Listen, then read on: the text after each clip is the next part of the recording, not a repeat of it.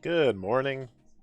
I was gonna go live a minute ago, but I went to check something on Twitter, and I accidentally put the wrong uh tag, the wrong subtitle to the game in my tweet. So I deleted it, retweeted it. But I think because I posted a link too quickly, I thought I was a robot. So I had to re-verify that yes, I'm a human. I haven't been stolen by a bot. I promise I'm human. Just promoting myself. I'm allowed to promote myself.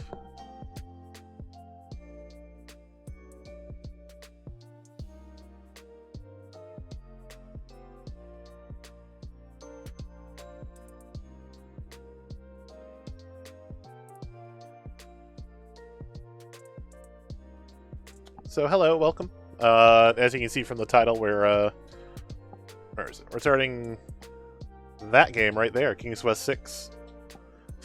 This is actually one of the few that I own in the box. As such, we're going to need the manual. Not to get into the game, but there is quite a bit of copy protection this time.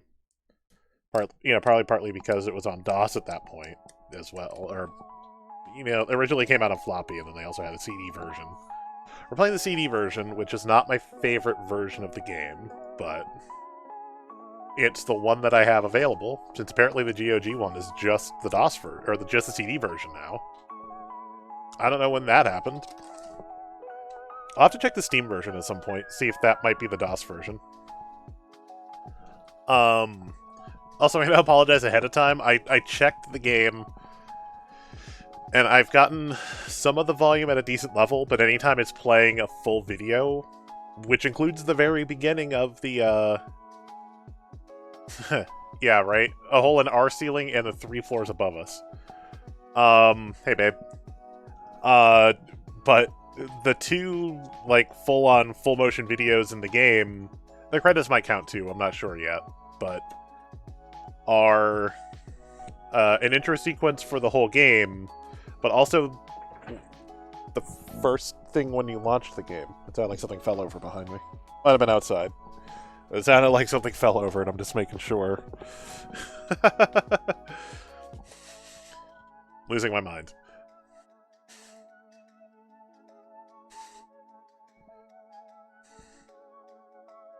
Well, like it was just a sound effect in the song or something. Or again, it could have just been someone messing with shit outside. Who knows?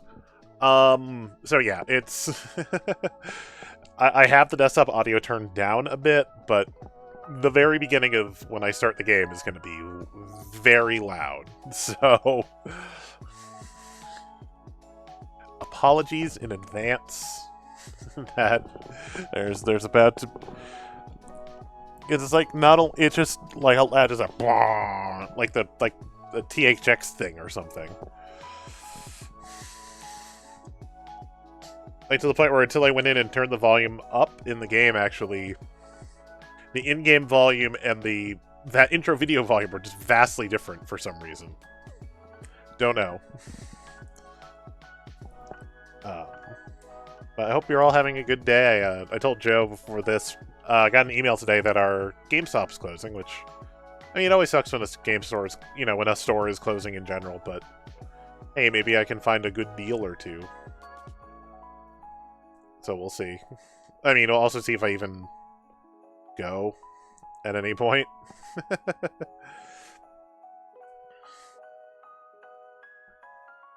But this is not our only stream today. We'll see where we're at in the game. Probably like 2. I'll say 2 o'clock. We'll see where we're at in the game. We may stop there and continue it Friday. If we're super close to the end, then we'll just power through and finish the game.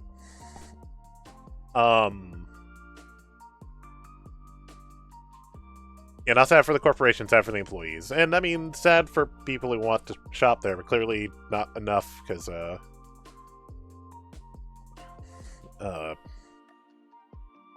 clearly not enough, because if there were enough people, they wouldn't be closing the store.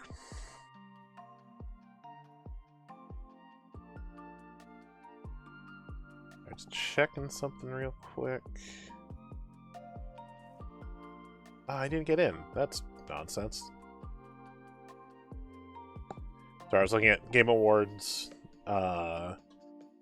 Future class got announced, but Josh from IntelliGame US didn't make it, and that sucks. Oh, Tanya made it. Tanya to pass. Cypher of Heir. Blessing made it in from Kind of Funny. Not to take away from anyone who did make it, but I kind of wish Josh had made it. That's a bummer. Just that part. That's the person I was, hoping for.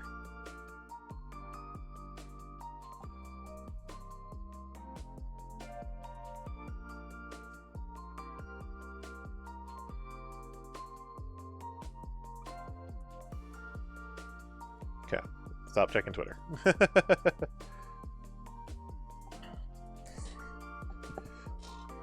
Alright, so, like I said, this is one of my favorites. This is one I used to play all the time as a kid. I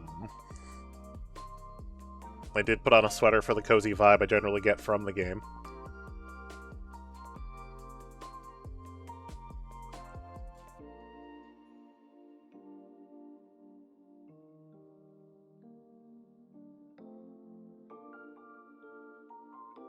Okay.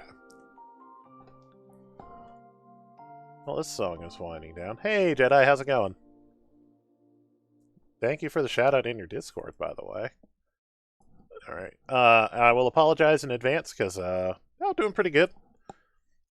Just about to switch over. Yeah,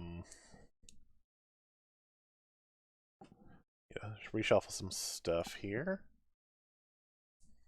Alright, I just need to... That did weird stuff. Alright. Apologize for the noise.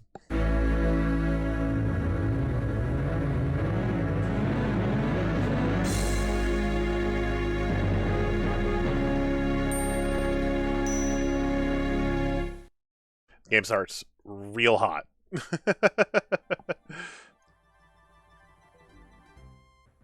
And then he, like, can't hear that part. Here is the same stream package up until last week. Nice. It's a good one. Your new one is fantastic. But, you know, last time we had... You know, I know Jedi knows and Joe's, I think has seen this, but before they were in-engine cutscenes, this time it's a full motion video. So let's... Long ago, in the castle of a kingdom called Daventry,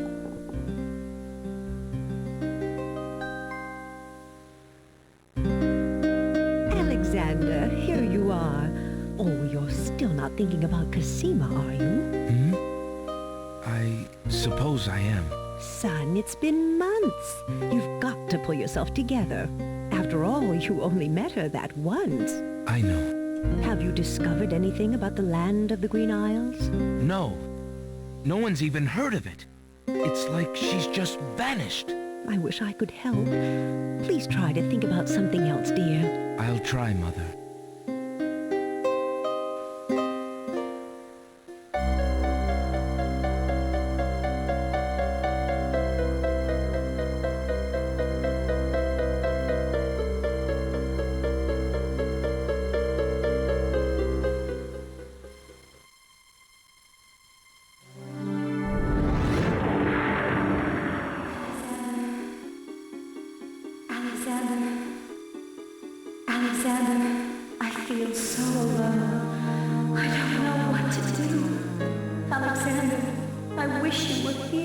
I don't think that's quite supposed to sound like that. I'm not sure. Cosima! Wait! Mother! Mother, come quick!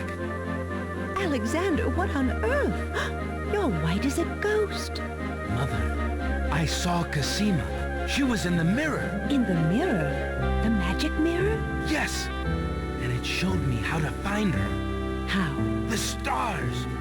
I saw the stars outside her window. I can navigate by the stars. Oh, Alexander, if you really go... It will be all right, Mother. I promise.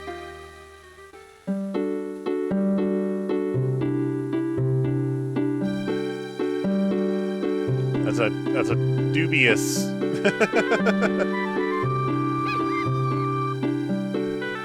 dubious method of navigation, but you do you.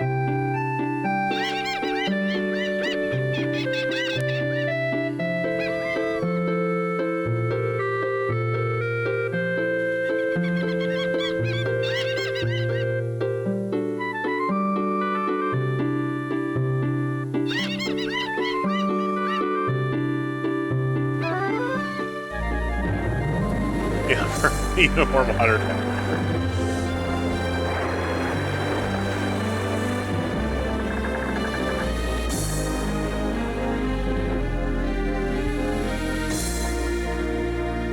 You'd think after 3 he'd be...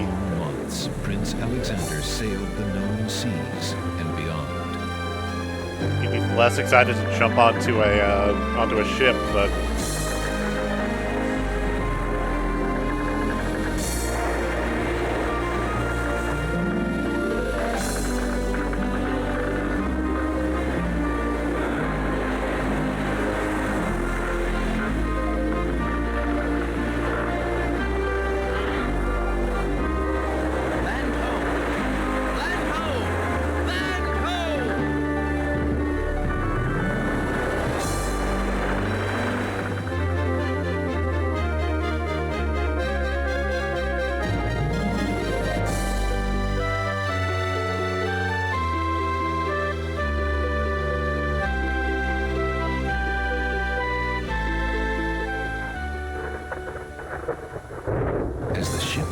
shore.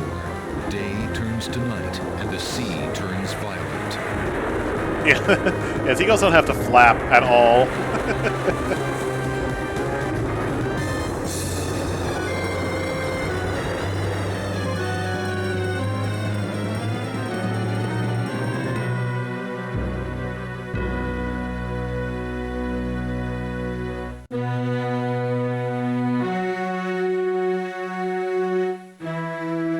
Oh man, remember this? Remember my screensavers that were just 3D words spinning around?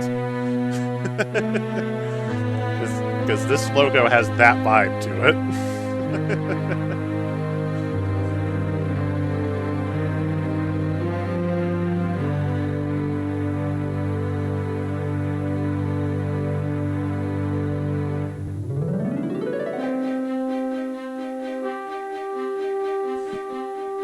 Start with credits, or we don't. This opening was technically optional. If I had just hit if I had just pressed play, we would have skipped this whole thing and gone right into the game. By the way, I mentioned earlier, or at least yesterday, I mentioned like Alex was going to get a better voice actor, and he did. He really did. This time, he's voiced by Robbie Benson, who is better known as Beast in Disney's animated Beauty and the Beast and every other version of him since then. You know, Kingdom Hearts, whatever games he might have voice acting, etc. Cheryl Bernstein was her Queen Valenice, and she'll be a bunch of other stuff later. Alexander awakens to find himself on an unfamiliar beach. For a moment, he is too dazed to remember how he got here. Then, he does remember. The shipwreck. The sea. Just as he had seen his men safely into the lifeboats, a gigantic wave picked him up and tossed him overboard into the churning sea. That was the last he'd seen of his crew. Debris from the shipwreck is scattered along the shore, but of the lifeboats and his men, there is thankfully no trace. He can only hope and pray that the lifeboats survived the currents, and that his men made their way safely back to Daventry. Alright, so thank you for the host, by the way, Jedi. Well, no, we don't have to save yet. The beach is covered with a fine-grained white sand. Also, our announcer is Bill Bratner, better known as Flint and G.I. Joe. He's also Donald Udina in the Mass Effect games. Well, we got a sparkly... Alexander's royal insignia ring lies abandoned on the sand. It must have slipped from his finger during the shipwreck. Fortunately, it was not lost in the sea. Alright, that sounds important. Alexander picks up his royal insignia ring from the beach. Let's volume up a bit as well. And for some reason, the way that I have this set up, it's really messed up the this, so yeah.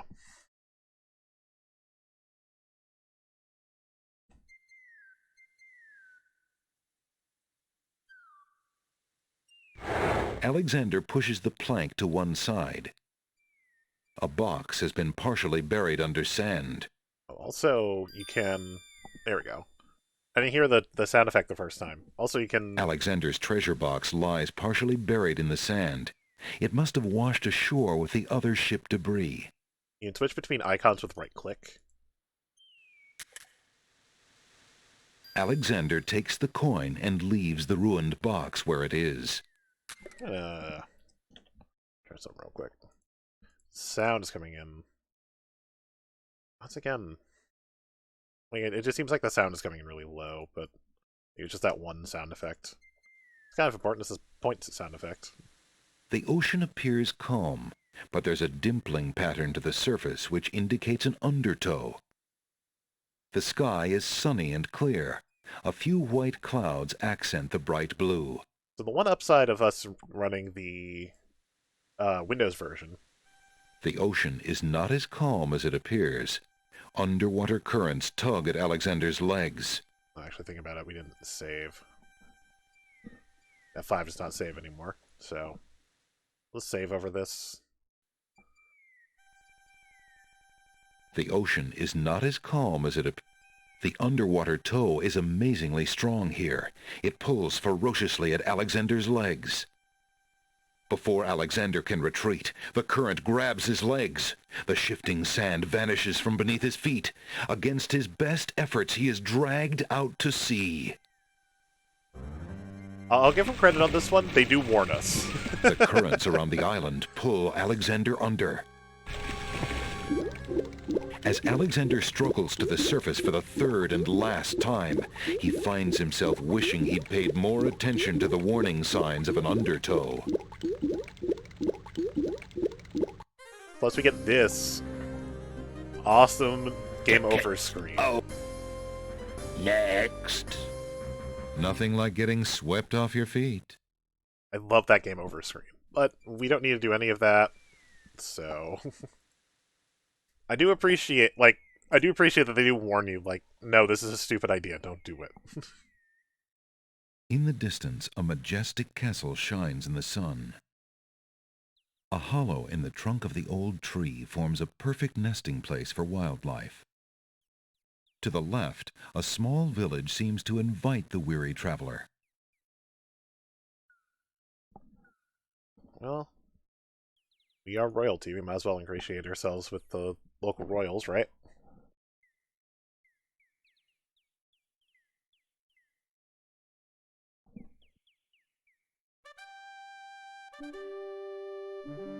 Two guards take their stance in front of the castle doors. They look quite fierce and have the stiff, blank expression of soldiers on formal duty. We're not going to mention that they look like dogs, okay. Alexander politely addresses the odd-looking guards at the castle doors, hoping to learn more about his predicament. Good day to you, guards. I was cast are not upon the this portraits I'm island in a used to. storm, and I'm a little confused about my location. I know Could you Jala's tell a me little what place horrifying. this is and who lives in this castle? Hey, what is that you say? A castaway? A likely story. We haven't had any foreigners in this part since Alhazred arrived. Don't be so rude, Gruff. He's not asking for any secrets. You're standing on the Isle of the Crown, lad, and this is the Castle of the Crown. The royal family resides here. Rather, what's left of the royal family. The Isle of the Crown. But tell me, am I anywhere near the land of the Green Isles? This is the land of the Green Isles. The Isle of the Crown is the main island, foolish boy. Then Princess Cassima It's so much better must with live real in voice this very actors. castle. Aye, the princess is indeed our treasured jewel to guard, and we consider it an honor. Excuse me, guardsmen. Guard dogs. I've been traveling for months to see Princess Cassima. I would like an audience, please. I'm sorry, but the princess is not receiving visitors, particularly not strangers. I mean, that's fair. But what if I prove to you that I'm actually royalty? There's no point in using... Not on the end. There's no... I'm not... Alexander decides to show his royal insignia. Apparently it's to not the left Castle dog, of it's the Crown right Guards. dog. With all of his papers lost in the shipwreck, it is the only possible calling card he can think of. Good day. I'm Prince Alexander of Daventry. I'm an acquaintance of Princess Cassima. If you could just inform her that I'm here, please. So everyone says. Let me just look at that ring. Hi, would he? What does it say, Gruff? Kingdom of Daventry, Prince Alexander. Wait here while I go see what Captain Saladin thinks of this. That's a lot to print on a ring. Like, I want to know how, where and how that's printed on the ring. There we go. The guard returns a moment later with a majestic-looking creature. Captain Saladin speaks with a voice that is gentle, but reflects a will of iron. Prince Alexander of Daventry, I presume. I'm afraid I'm unfamiliar with your country, but I'm sure Wazir Al-Hazred will want to meet you, if indeed you are a friend of the princess. Please follow me. There's Tony J. Yeah. Tonight we're doing the Game Awards. So I'm treating quite a bit today, Lord actually. Al-Hazred, a visitor to see you. Prince Alexander of Daventry. What is it that you seek, Prince Alexander? Pardon the intrusion, my lord, but I came to see Princess Cassima. Some months ago, my father, King Graham, saved my family and I from imprisonment under an evil wizard named Mordak. The same wizard that kidnapped the princess? Exactly. When my father rescued us, he also liberated Cassima and sent her home. Then your father has my gratitude, and that of the entire kingdom. But I'm afraid I still fail to see the purpose of your visit. Wait, this is Townsend Coleman. This is Well, um I came to the make Tick sure from the that Tick cartoon. Cassima It's arrived safely Michelangelo and to pay my respects. from Before the old we parted, Ninja Turtles cartoon. she gave me an invitation to visit. I Not have just that no matters, doubt so it's she his did character, exactly but- that at the time, Prince Alexander. However, things have greatly changed for Cassima since her ordeal in Mordak's castle. Cassima's parents both became ill and died while she was gone. Cassima is sequestered in mourning for them as befits a princess. She is not receiving visitors of any kind. Even if she were, I do not think your visit would be appropriate. You see, it is time for Cassima to take her responsibilities seriously. With her parents gone, she no longer has the luxury to be a carefree maiden. As was her parents' wish, Cassima and I are to be wed. We shall rule the kingdom together. I assure you, our marriage is all Cassima wants now. As a prince and a gentleman, it would be best that you leave before there is any further embarrassment. I see. I suppose that I was mistaken. I thought for certain that Cassima... Well, I apologize. A young man sees what he wishes to see. I'm sorry you've wasted your time traveling to the land of the Green Isles. May your journey home be swift. Perhaps I will take the opportunity to look around your fair land while I'm here. I would advise against that. The kingdom is rather, shall we say, inhospitable these days. But it is your neck. You may risk it if you please. This guy's a butthole. Captain Saladin will escort you from the castle. Good day. Also, I like that. Which guy?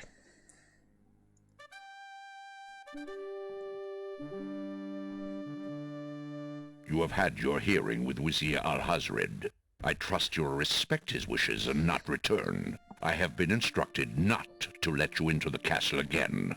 Good day, my lord. Captain Saladin whispers something to the guard dogs at the castle gate, and they nod with understanding. Butthole? That's Townsend Coleman. He was the Tick in the Alexander cartoon has a The feeling Tick. they He won't be was letting Michelangelo him in into the castle old. again.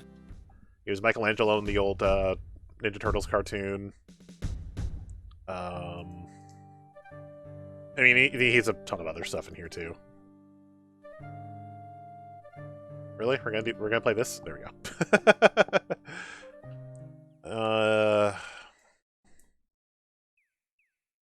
Trying to see like other things that we've seen.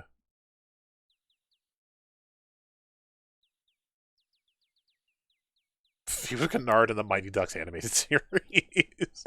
Okay. Let's see. He had roles in Tailspin, Darkwing Duck, Fraggle Rock, Gem of the Holograms. Small roles in like Inspector Gadget.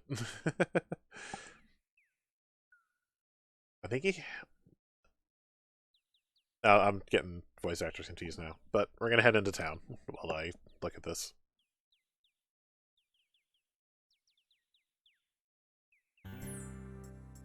He was naughty in Ferngully.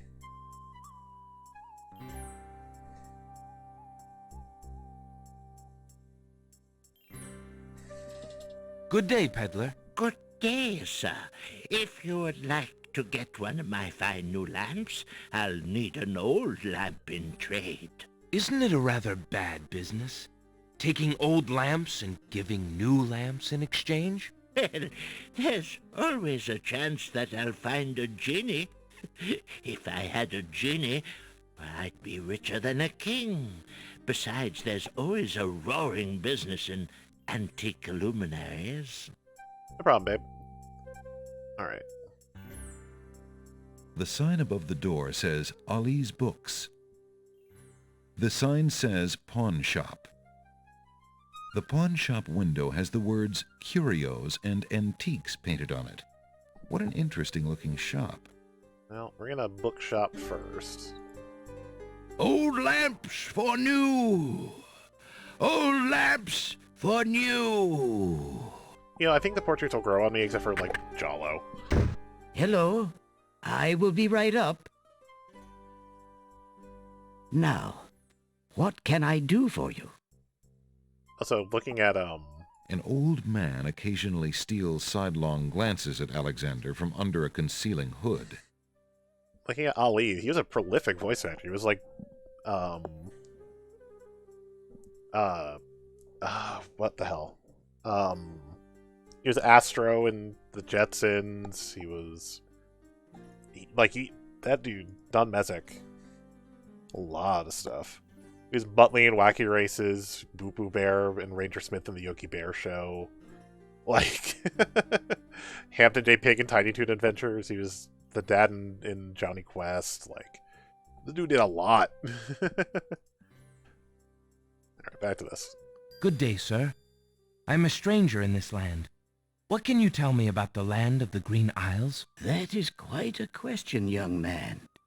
Who are you, and what would you have me tell you? My name is Alexander. I know I'm on the Isle of the Crown, but I'd like to know whatever you can tell me about this island, and if there are other islands nearby. You are indeed a stranger. Anxious is the man who knows not the customs of the land beneath his feet. This island is called the Isle of the Crown, because the royal family's castle is here. Besides the castle, we also have this village, and the docks over to the west. There are at least 3 other islands: the Isle of the Sacred Mountain, the Isle of the Beast, and the Isle of Wonder. At least 3? Does no one know for certain? This is no ordinary land, Alexander. The land of the Green Isles has always been a place of vague boundaries, as if islands come and go. Legend speaks of a 4th island, an isle shrouded in mists. I myself have never seen it. Then, too, the land of the Green Isles is said to exist on the boundaries of this world and the next. Even darker places are reputed to be closer here than anywhere else in the world. That's quite a claim. Claim, yes, but probably just local superstition. We who live here on the Isle of the Crown, at least, sleep well enough at night. Those first 3 islands you mentioned, how might I learn more about them? Ideally, a young man seeking such knowledge would travel to their shores and learn about them firsthand. Meeting the leaders of each place would be helpful, naturally. Unfortunately, the ferry no longer runs between the islands. There has been much political unrest, and it has been too dangerous to travel for years. Perhaps the ferryman can tell you more. He has little enough to do these days. And if you haven't been there already, you might seek an audience at the castle. Thank you kindly, merchant, for all your good advice. Ah, but advice is free, Alexander. Making use of it costs much more. That's a good point.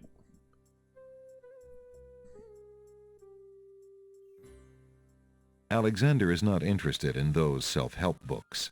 Well, fine. How about over here? Thinking of Cosima, Alexander decides to leaf through one of the volumes of love poetry.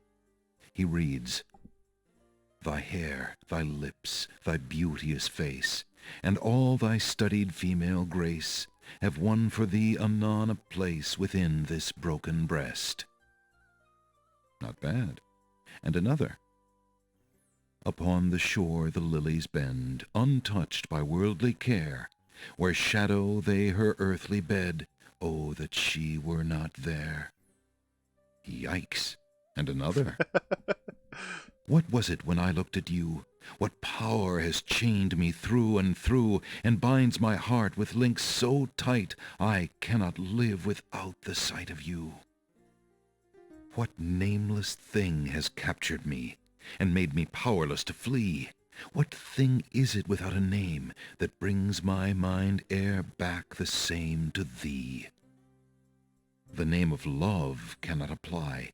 Its commonness does not decry the haunted, hunted, painful cry that my heart makes for you, that e'er my soul eternal makes for you." A little close to home, that one. Alexander returns the love poem book to the shelf. Oh. Hey, your book's falling apart, bud. Alexander picks up the fallen page. It's the love poem he particularly liked. It must have fallen out of the poetry book. That's convenient. I see that old volume has lost another page. You may keep it if you like, sir. I have glued the stubborn thing back in place 2 times already. I do rather like it. Thank you, merchant. That's up to just let us. Alexander rests his feet for a moment. Alexander picks up and leafs idly through a book called The Changing Role of Court Entertainers Through the Ages. Okay. Well, that was refreshing. Where'd that one? Alexander picks up the book from the small table. Oh, yes, please, take that book. You have my most humble thanks for doing so, good sir. Really? Thanks. Man, why is he so eager to get rid of a book for free? Alexander is carrying...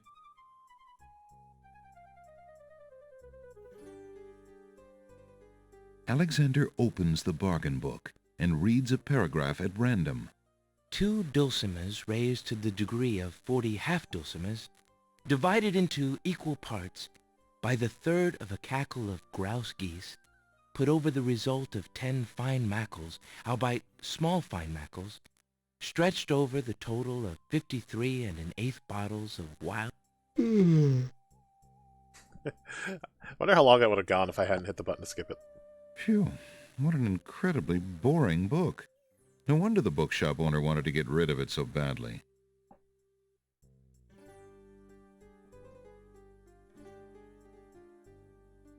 How much for that book on the counter, merchant? It is a fine book, is it not? I obtained it from the estate of the one and only magician this kingdom has ever had.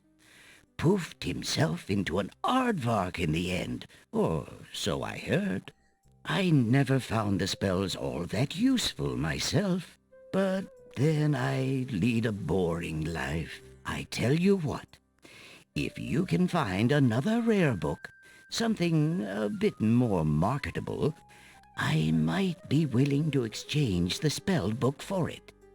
Yeah, by the way, this little group of brown pixels on the brown desk is the book. It's the spell book. Alright, I think that's everything we need in here for now.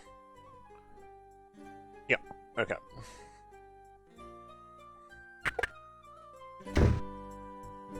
Got the other store. Good day. This is... Good day, merchant. David Noy. What can you tell me about the land of the Green Isles? I can tell you she is in a dark time. Without the ferry, communication between the islands has ground to a halt, and so nearly has my business. Why the long ages of peace have ended, and why the crown has not done something about it is beyond me. But then, I am a shopkeeper, not a politician, and can only hope for better days. let's see. He was a lot of what he's known for now is just being in the lot of the Telltale stuff. And he's Lee in Walking Dead. He's Lucius Fox in the Batman Telltale series. Bluebeard in The Wolf Among Us, etc., etc. Sorry. How bide you, good merchant? Quite well, though a purchase would not hurt me any. Right, well, I don't need to buy anything yet, but we'll be back.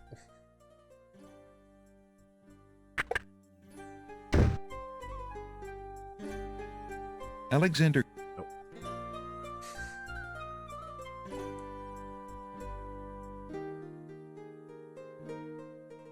The entrance to the house is a time-worn...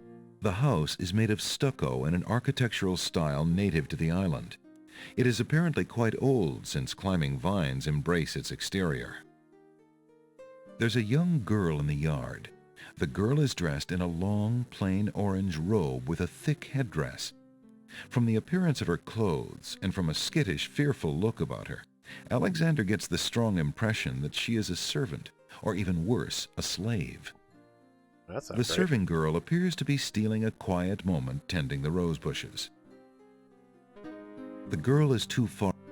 Alright, well. You lazy thing! Get back to work and stay away from those roses! I've told you 1,000,000 times, those flowers are too sweet for the likes of you! You've still got to do the breakfast dishes, make lunch, and clean the stables yet this morning! And get your veil back on! No one wants to look at your face! She's pleasant. Yes, stepmother. 3 guesses on who that is. More or less.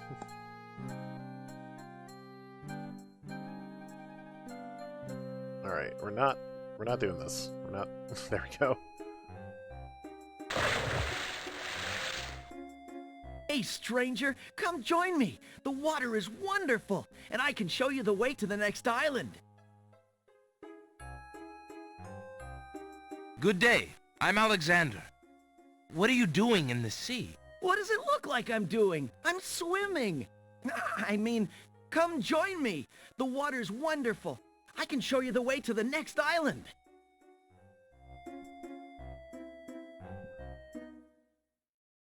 Come on, jump in. A little water won't hurt you. Yeah, why not? The ocean current. Considering the poor condition of the ship, the powerful currents grab Alexander. Struggle as he might, he feels himself being pulled out to sea. I don't know why his voice line didn't trigger. Not a very good swimmer, are you? Help me! Sorry, I think not. As his head submerges for the 3rd time, Alexander finds himself pondering the wisdom of going out on a limb for a stranger.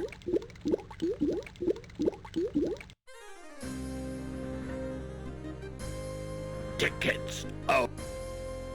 Next. Alexander couldn't handle those currents. That boy must be an unbelievably strong swimmer. So, Come on, jump! You may be noticing something, that, certain characters, What are you waiting for? not I said I'd show you how to get to the next island, didn't I? trustworthy.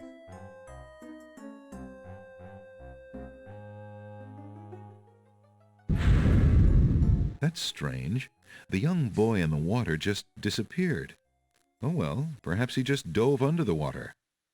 I don't know why some voice lines are not triggering. Might just be a problem with the... what do you want?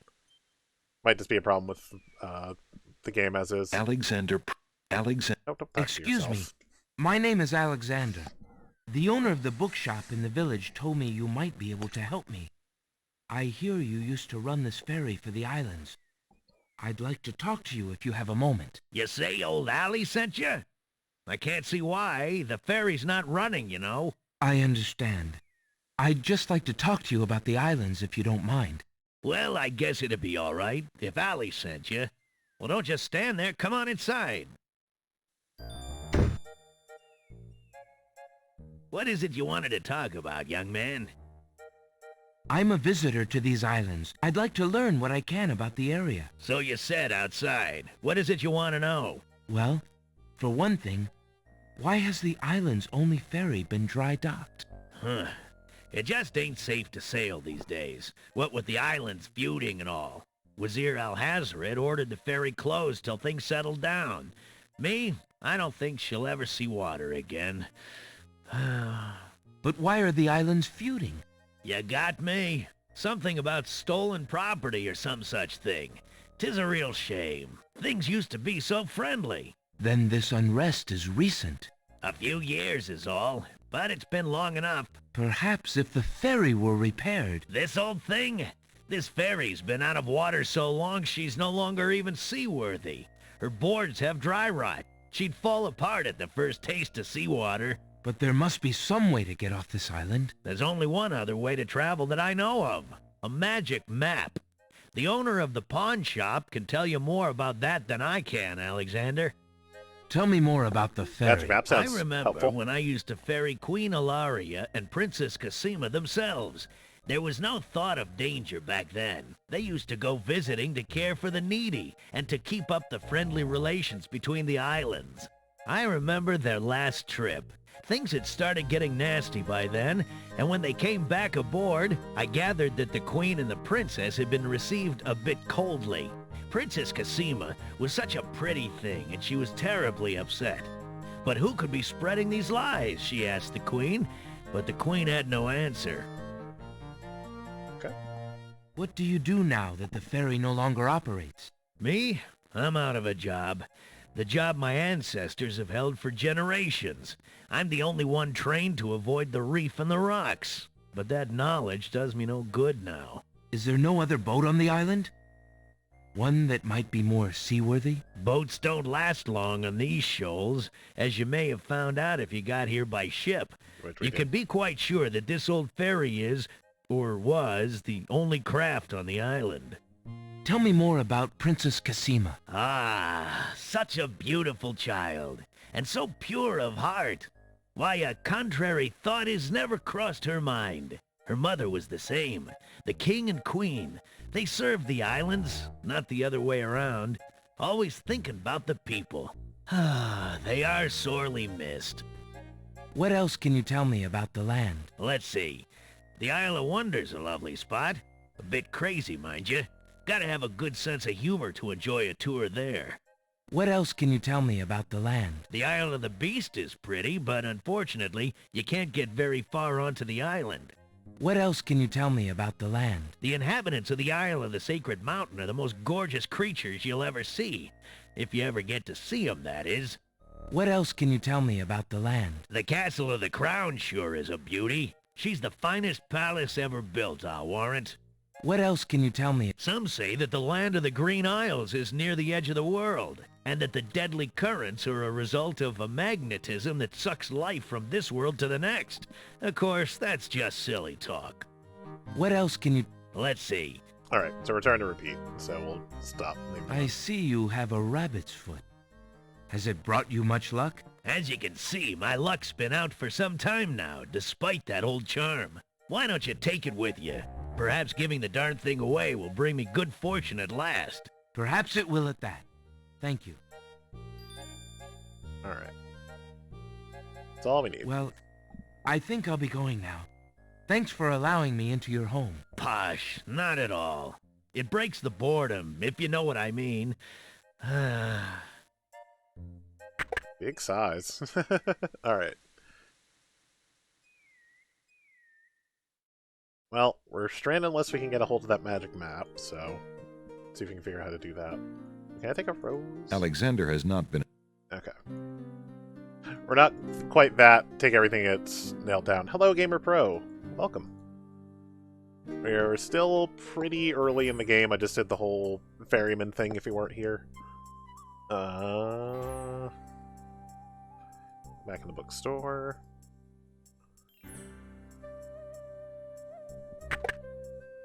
Good day again. How may I help you? Good day, sir. Is there anything you can tell me about the land of the Green Isles? I'm sorry, but I have no time for idle conversation. I'm too worried about the princess. It's so strange in comparison. Determined to learn more about the strange man's relationship with the princess, I'm not used to the CD Alexander version, shows so I'm the not man used to his these insignia portraits. ring and formally introduces himself. I'm sorry to insist, but my name is Alexander of Daventry, and... I appreciate the offer of the ring, Alexander, but I'm afraid I'm already spoken. Daventry? Where have I heard of Daventry? Flying flit mice. You must be Prince Alexander. Cosima told me about you when she arrived home. How came you here? Why, by a ship now wrecked upon the sand. But you know Cosima? She truly spoke of me? Yes, I saw her briefly when she first returned home. She mentioned a prince to me, a Prince Alexander of Daventry. I'm afraid that was before she was told about her parents' deaths. You see, she arrived home a few weeks too late. The king and queen thought they'd never see her again. It is said they died of heartbreak. I'm afraid she's blamed herself. What a terrible homecoming. If we had only known.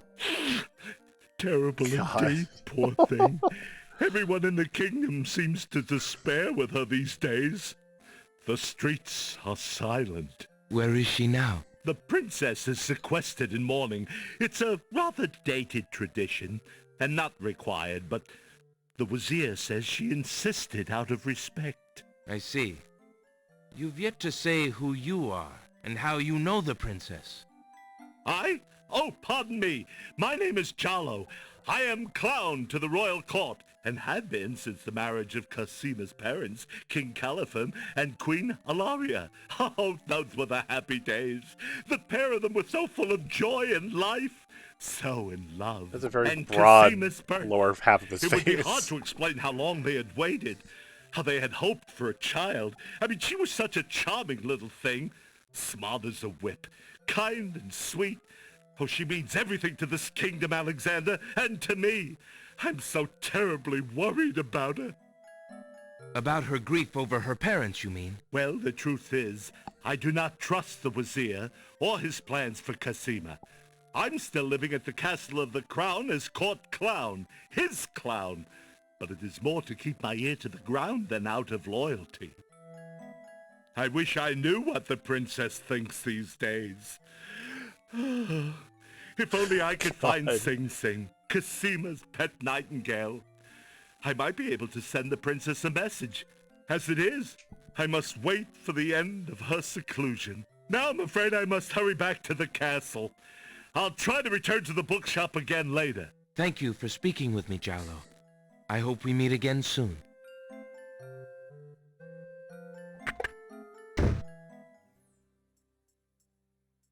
That occurred. Jallo is a powerful ally, but man, that just kind of happens. I don't know if they just can't have two sprites walking at the same time, but... Good day. Alright, so... Can you tell me, merchant, what the value of this ring might be? By the sands of the sea, what a beauty! What fine gold and masterful artistry! This ring is quite valuable, sir. I would not feel right taking it in trade. None of the items on display in my humble store are even close to the value of this ring. Truly? Well, it would be hard to part with it anyway, I suppose.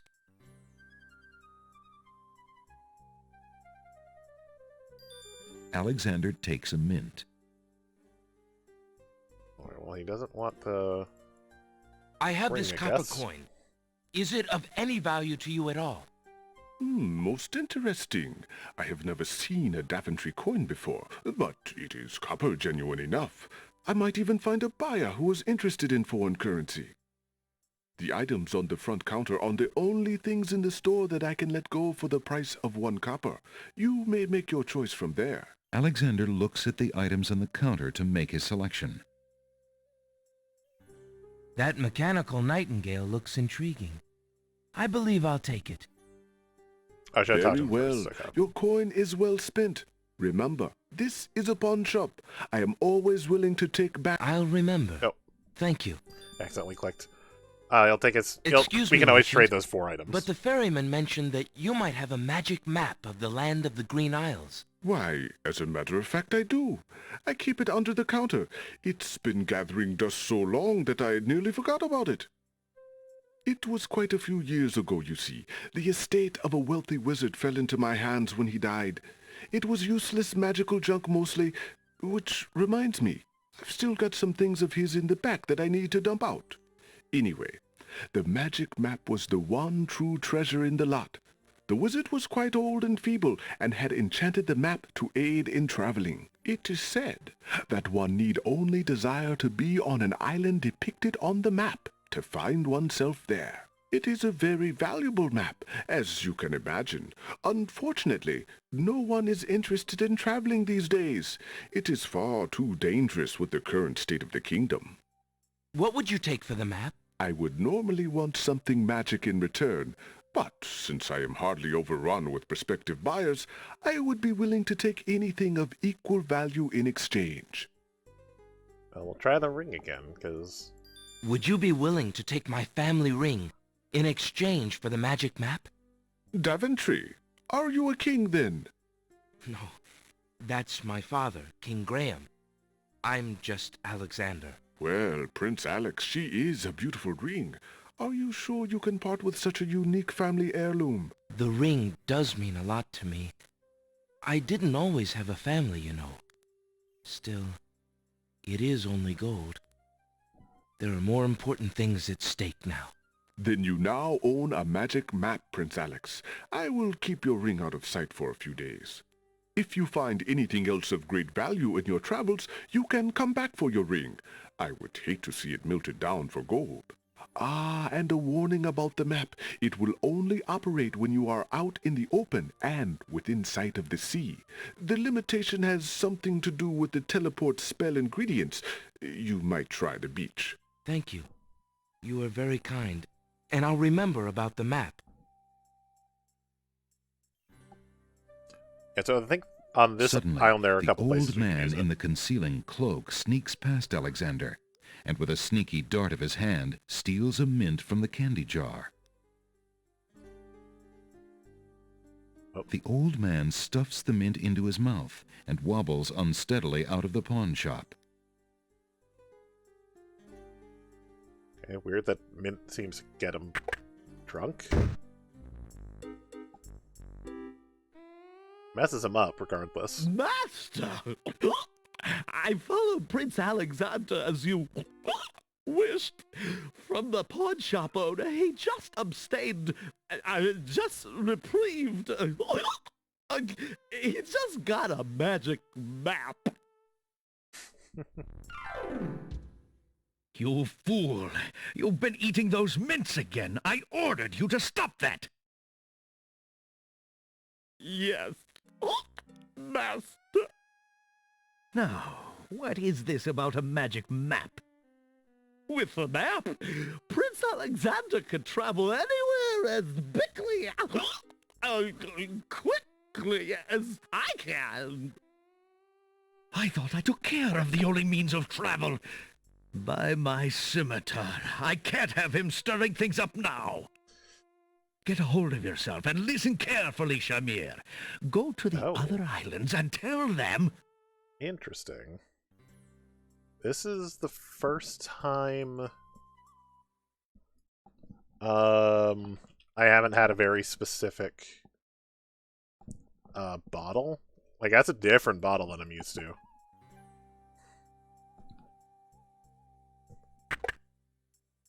Oh, salesman's gone.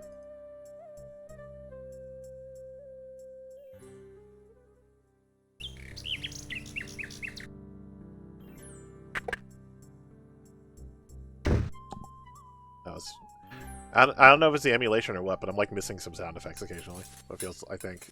Alexander sorts through the odds and ends that the pawn shop owner dumped into the pot. Magic exploding gum wrappers, a shattered crystal ball, a cracked wand, a fake thumb. Near the bottom, Alexander finds a little glass bottle labeled ink. It appears to be empty, but Alexander decides to take it anyway. You never know when a small bottle will come in handy. Alright. So I think we can finally start exploring beyond this island. There's nothing else we need right now. Nope. No, nothing else we need quite yet. But there is a cute little birdie up there.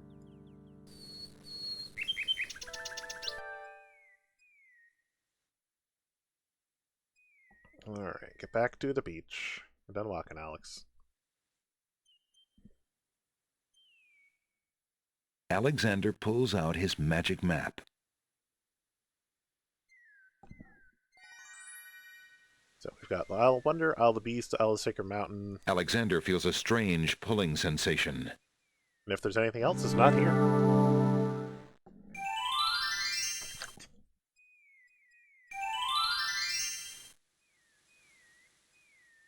That away for now. Alexander notices an unusually large, coal-black feather lying on the beach. Wonder what could have given that out. There's an ugly flower growing near the base of the cliff. Strange, but Alexander cool. picks the flower and is startled by its hideously strong, skunk-like odor. For a moment, he can smell nothing else. Maybe not that kind, but Alexander takes the feather. alright. Well, There appears to be something etched into the face of the cliff. Alexander decides to get closer. ignorance kills, wisdom elevates. I have no idea what this means at the moment, so we're just gonna get Alexander. out of here. Also, I'm gonna skip every time the magic map from now on, because it's literally the same lines. Alright.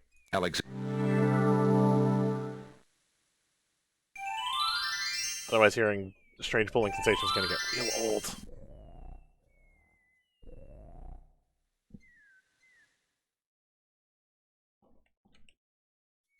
Okay. Something in the water. A string of letters floats in the water. The letters spell out, "Where are you going?" Alexander's heard of alphabet soup, but this is ridiculous. The ocean is not... Can we get it? Alexander wades deeper into the sea to get the strange object in the water. The underwater tow is amazingly strong here. It pulls ferociously at Alexander's legs. Before Alexander can retreat, the currents grab his legs. The shifting sand vanishes from beneath his feet. Against his best efforts, he is dragged out to sea. Well, shit. The currents around the island pull Alexander under. Even As knee-deep Alexander is too struggles much. to the surface for the third and last time, he finds himself wishing he'd paid more attention to the warning signs of an undertow.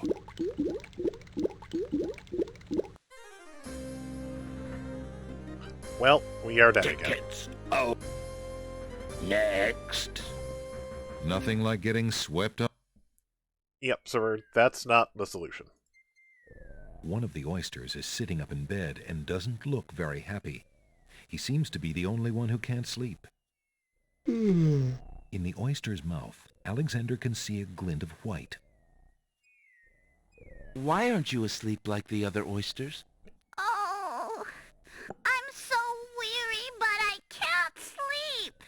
I have a terrible ache in my mouth. What's wrong with your mouth? No offense, but it hurts too much to talk. So looking at voice actors, this is Russie Taylor. She has a few other roles in here, but well, you know what makes you yawn? Something really boring. If you're having trouble sleeping, perhaps you'd like me to read to you. Hey, that would be great. You can hear it, but that's Huey, Dewey, and Louie in DuckTales.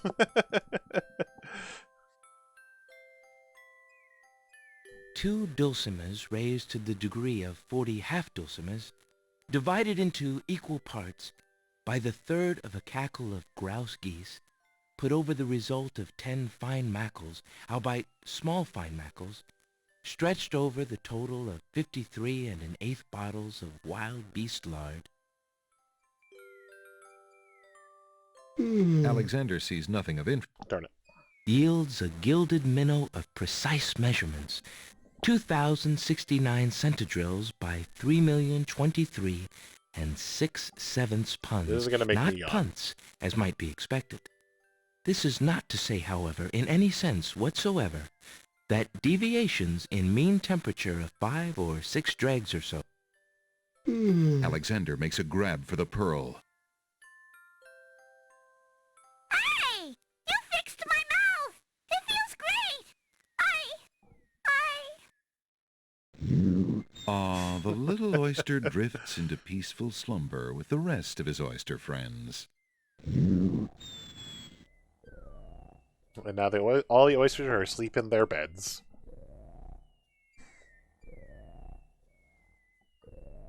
Kind of waiting for this to get closer. It's going to take its time. Oh, here we go. Alexander picks up the object floating in the water. It appears to be a string of letters. They say, "Where are you going?" Alexander decides to keep the odd sentence, even though it is incomplete. Yeah, that's literally the voices of, Alexander is carrying, oddly enough, a sentence. It says, "Where are you going?" Alright, we're actually going to save. For wonder. What's over here? Alexander hears someone coming.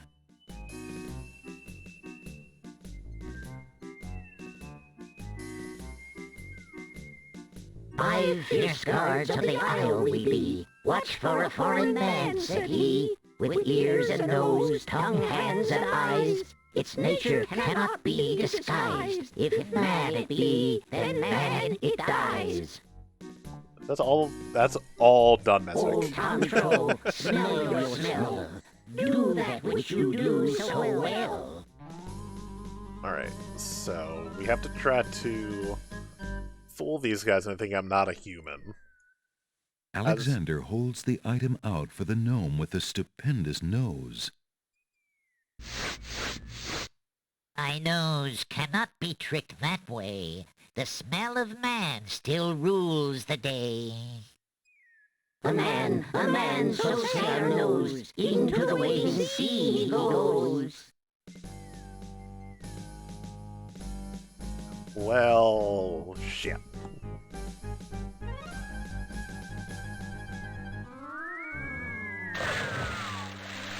You haven't guessed, I'm trying to show off the deaths. The gnomes toss Alexander too far out into the sea for him to get his footing.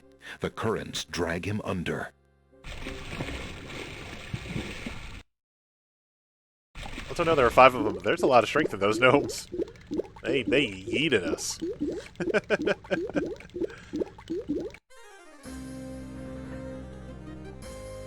Tickets up. Next. Guess those gnomes couldn't reach a consensus. Alright. So you have to try to trick Alexander. them. And they're all, it's 5 cents based. Also, point out in the chat by Nightbot. 5 fierce guards of the isle we be. Watch for... Okay. Old Tom Troll, smell your smell. Do that which you do so well. Alright, so we got something real stinky. Alexander holds the flower of stench out to the gnome with the jumbo nose. Tom Troll I am, that's all I'll be. My nose knows all on land and sea. A flower of Why? stench has washed ashore. A flower 'tis all, and nothing more. Thank you. I needed that.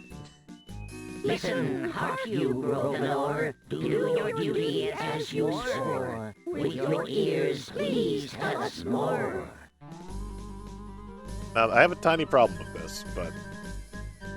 Alexander winds the tin nightingale and plays it for the gnome with the monumental ears.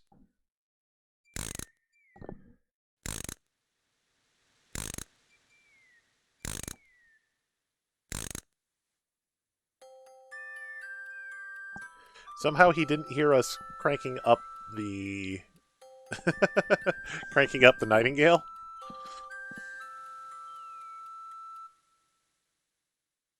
A nose is not a way to spy. My ears cannot be told a lie. A nightingale is all there be. No man is near, and so say me. And somehow he didn't notice us cranking the... That we might know whether friend or whether foe. Alright, taste. Well, the only thing we have here that really has taste to it is going to be the mint, so... Alexander holds the mint out for the gnome with the gigantic mouth. Grumflump knows a tasty treat. It matters not what others bleat. No danger is this one so sweet. Trilly dilly, use your hands. Is it beast or is it man?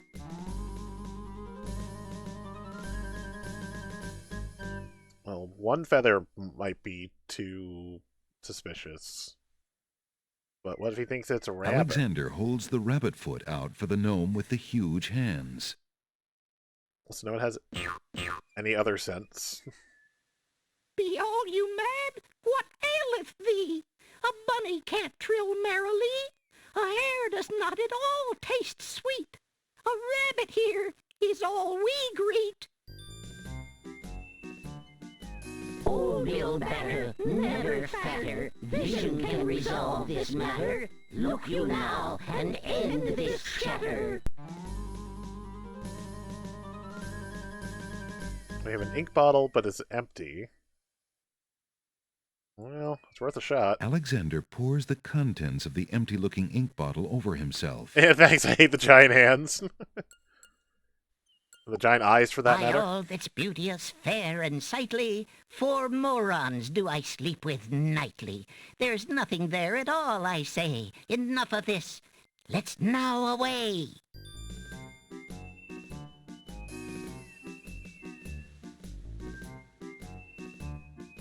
I imagine they all argued about this for the rest of the night.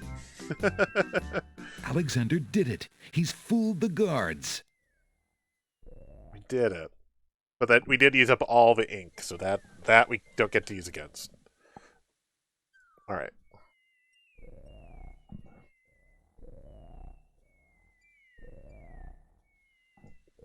Hello? Where's the flag?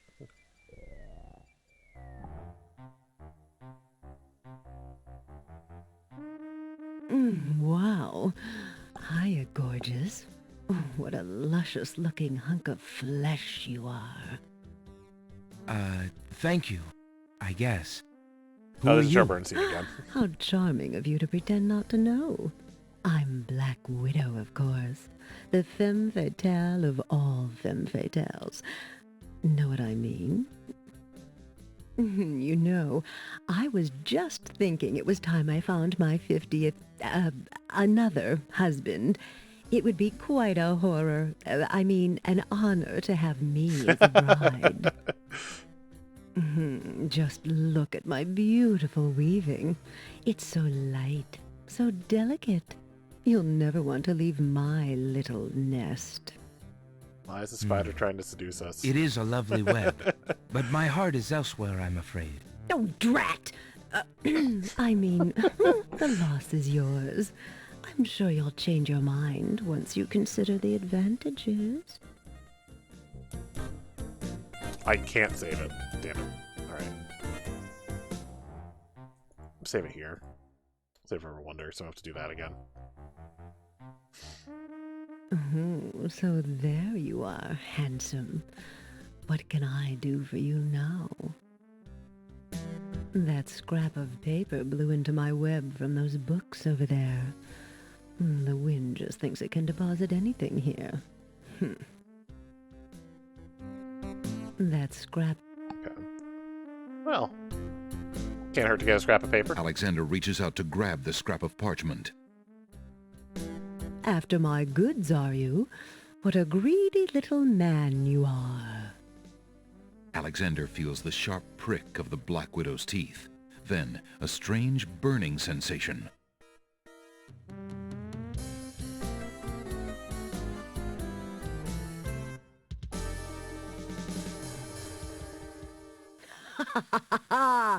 That's what you get for preferring that old scrap of paper to me. Well, we are dead again. Tickets. Oh. Next. Why do you think they call her a widow? Wow, alright. Harsh. Okay. Oh, so there... Hey, don't touch that thread! Alexander snatches the scrap of parchment, curious to see what's written Quickly on it. distract her, grab the paper. Just says love. The wind blows the scrap of paper from Alexander's hand, but he remembers what it said well enough.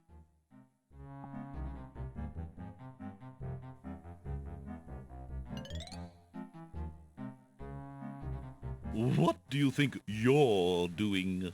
I'm sorry. I didn't realize these books had an owner. I'm in need of a rare book. No owner?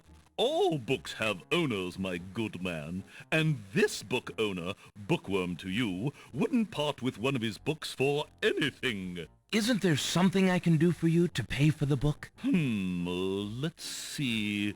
Do you have an itinerant clause? No. No clauses at all, I'm afraid. As an exception, you always should.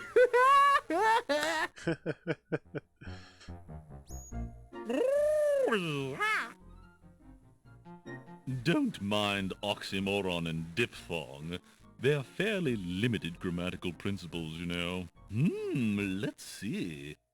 A marsh pig that does Texas? No. I'm afraid not. A dangling participle? I'm fresh out. A purple fiddle whacker? No, I don't think so. Sorry. An idiosyncrasy, perhaps? Afraid not. Ha! Then what good are you? Okay, well. Nothing we can do about any of that, so let's just get out of here.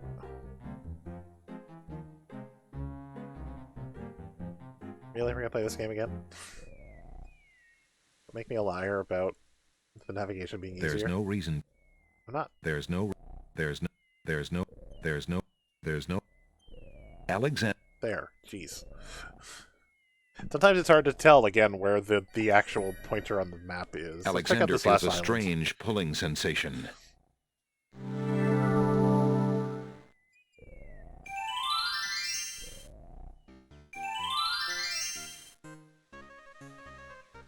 Well, first things first, the music sounds familiar. Hello, friend.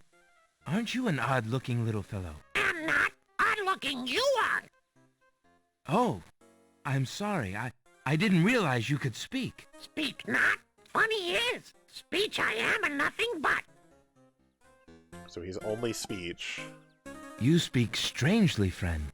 Strange, my speech is not. Eloquence I speak with. But who are you? And why are you here? Away I fly my home from. Lost I am, therefore. That's my name, too? Can you guess not? It's what I do this branch with, and the way I speak of. If you're lost, perhaps I can take you home. Take me home, too? Think not I do. Know you I do not. Alright, so I can't just Are take him you home, sure I you... guess. Trust you I do not. Alright. Well, he seems to speak in strange sentences. Maybe a sentence will help. Alexander holds the sentence out to the creature. This sentence seems in need of an ending. Perhaps you could finish it? Where are you going? Where are you going? Know what I do? Where are you going to? Like you I do. Go I with you?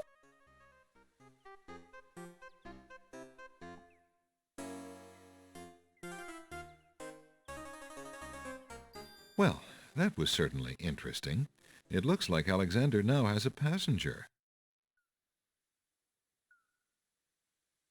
One end of the creature resembles a miniature dragon, while the other looks like a possum. What a strange-looking fellow. Take me home to... He keeps dangling his participles. One so, end of the or creature participles, resembles a so. mini... Tickle me not! Alexander So maybe he's what they're looking for over Alexander here. feels a strange... Also, we don't have to do the whole prove ourselves thing again. That's done.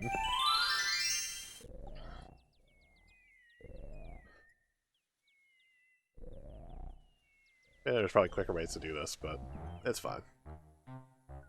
Pardon me. I found a thing. Hello, Bookworm. I have something you might be interested in. Well, what is it this time? I found this little fellow lost on another island. Coming home I am too. There you are, you naughty boy. I told you not to leave the island. Glad I am seeing you too.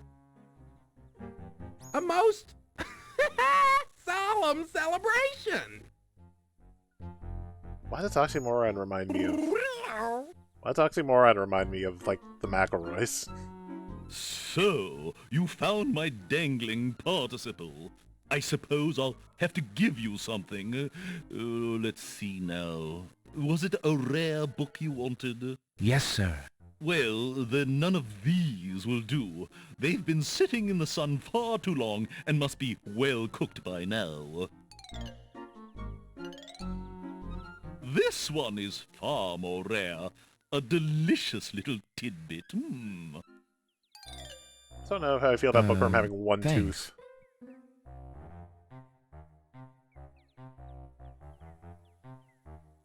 Alexander is carrying a rare book from the Bookworm. The words in the binding are very faint. The something riddle book. Alexander opens the rare book and looks inside. Watch this be the advertisement. The book contains riddles and has a page missing. Alexander glances at a few of the conundrums, but finds himself more curious about the one that is missing. What was the riddle, he wonders? More importantly, what was the answer? You can kind of tell the trim that the answer was probably love, but it's hard to tell what riddle it was. The book contains riddles, and what was the... Okay, well, enough of that. So the little corner of the page probably came from that book, but what riddle it was, who knows? Come on, where's the flag? Playing this game again. Let's explore more of this island. We haven't done a lot here yet.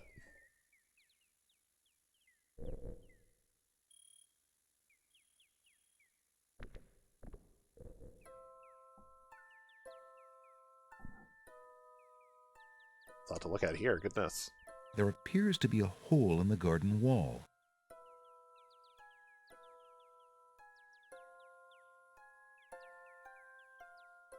Through the hole in the wall, Alexander sees a land that resembles a giant chessboard. Oh no, I found myself in Wow, Sonic the Hedgehog. it really is a hole in the wall. Zounds, those wallflowers sure are shy, and the snapdragons are awfully protective of them. Alexander can't even get close to the wallflowers without causing quite a stir. Well, I mean, a hole in the wall would be Alexander decides to pick up the hole in the wall. Even A the game hole in says the wall so. could be a very useful thing.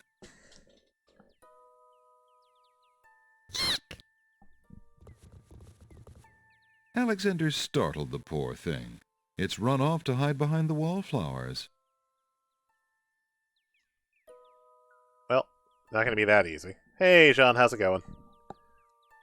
Do you like puns? Because this is nothing but puns. Vines of sweet ripening tomatoes climb up little wooden posts. Alexander takes a close look at the tomato in the ground. It appears to be darker than those on the vines. What are you staring at there, boy? Go Go away, you rootless thing, you! Yeah! Yep, that tomato is definitely rotten. Yep. Unless Alexander is mistaken, those plants must be baby's tears. Is that lettuce growing in the garden? It looks a little chilled. Why, it must be iceberg lettuce. Welcome to the island of... A colorful array the of Isle of Wonder. snapdragons stand guard to one side of the path. Everything is literal. The wallflowers look terribly shy. Alexander must have startled the hole in the wall, because it's taken cover behind the wallflowers. Yep. Alright. Let's go check out Sonic the Hedgehog World here. I want to go to there. Checkmate! Only chess pieces allowed in chessboard land? That's right. Humans aren't allowed in and never will be. Oh, sorry. Stay out! Ooh. Cassiopeia PX S1000. Nice. I must insist, Your Highness. I shall send the lump of coal to the Vizier and the Princess as a present for their wedding, and that's the end of it. And I suppose you'll leave me with only this stupid spoiled egg to send, Your Highness. I want to impress the new king and queen of the realm as much as you do. As queen of this island, I have every right to that lump of coal. Who isn't queen of this isle? The lump of coal is in my possession. Therefore, I shall do as I please with it. Besides, there's nothing wrong with that spoiled egg. The egg, though delightfully spoiled, is not nearly so valuable as the lump of coal, and you know it. Your Highness always got to carry the singing stone. It's not fair that you get the coal, too. That doesn't count. The singing stone was stolen by that horrid beast. I should get to keep the coal just because my stone was stolen. It wasn't your stone. It belonged to the Isle of Wonder treasury. Your Highness always thinks that everything is hers. Excuse me, my good man, but could you settle an argument for us? Which of us should get to carry the coal and which the egg? Remember, white is the color of deserving truth and virtue. Quiet, Your Highness, and let him make up his own mind. I, for one, shall be more proper, and not even mention the fact that red is the color of love. I'm sorry, Your Majesties. I'm partial to both red and white, but I'm afraid that I don't know how to solve your problem. One of you will just have to be gracious and allow the other the lump of coal. What a ridiculously stupid idea. Quite ludicrous. He was a lot of help, wasn't he? Oh, yes. Obviously a man of high intelligence.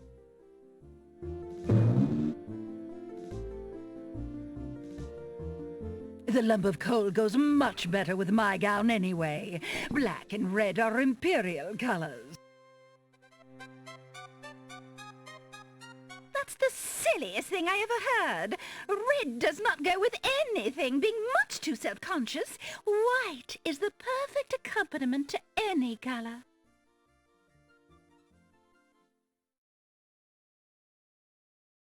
I could... I could have sworn Alexander actually, like, shrugs. It might be later. Anyway. Alexander... Oh, darn it. Well, I picked up the scarf. Nice, I clicked through it. So, spoiler alert, we never actually get to Chessboard Land. This is as far as we get. Gamer Pro, thank you for the follow. Please let me leave. Where's the flag? Where's the flag? Let me leave. Thank you.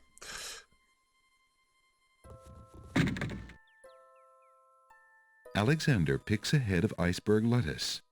I don't know why I turned around to do it first, but whatever. Ye gads! Is that cold? Yeah, but that was the White Queen saying it, so... Of course she doesn't want to admit that the Red Queen might be right. Also. A large tree stretches knotted limbs out over the swamp. Part of the tree's trunk is shaped like the face of a dog. Why, it must be a dogwood tree. Alexander considers climbing the tree and quickly changes his mind. Sure. Okay. The fallen log has a good-sized knot or bump. A stick is stuck in the middle of the swamp. Surely those can't be important. Alright. That's all we need here for now. Is that Casey? Come on. Sorry,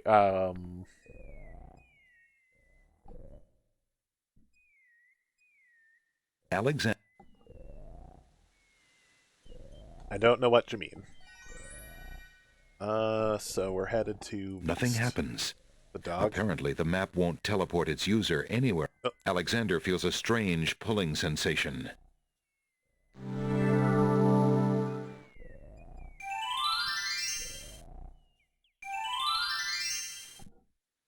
I feel like I'm missing something, sorry.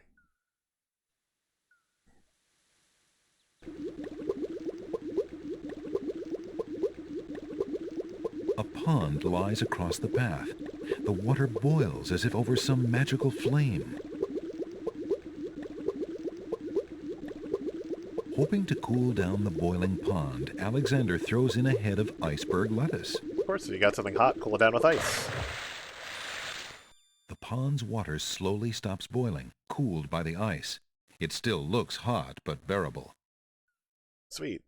I can get across. Alexander decides to brave the steaming pond. Ouch! Ow! Ooh, ooh, ooh, ouch! The pond is no longer boiling, but it's hardly bathwater. Alright, so it's still simmering. Or nearly simmering.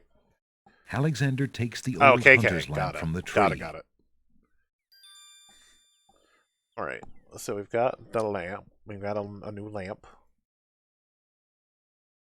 As Alexander continues down the path, he gets the strange feeling that he's being watched. Come on over here and see what I'm doing with these flowers. Never mind that stone fella on top of the gate. He won't hurt you any. He's just there to scare you. See what I've got? Trust issues. That's why I was confused.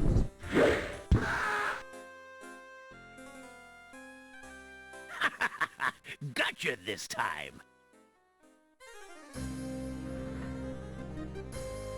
Tickets. Oh, You're fine. next. That move was slightly erroneous. Alright. So, I'm just gonna ignore him.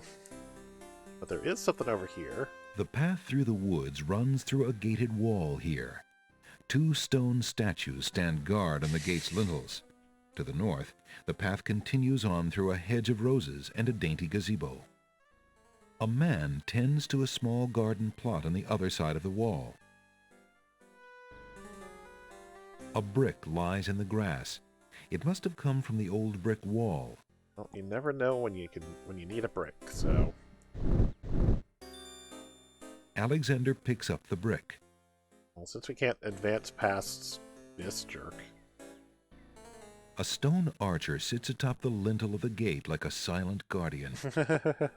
His stone bow is tightly drawn and fitted with a single stone arrow. This is this whole game. Whole game gives pun finds. Come on through, I say. I can show you a path through the forest. No, I think it's gonna kill me if I try, so we're just gonna leave. You aren't gonna listen to me, are you? Well, we'll just see about that. That's odd. The gardener just disappeared. You might be noticing something in common with some of these characters that keep trying to trick me. Alright, so that's all we needed. We're actually gonna head back to the main islands. As soon as I find the flag. Pretty please. These ones going south are the worst. Alexander Although it's still better than last time. Alexander feels a strange pulling sensation. That's what she said.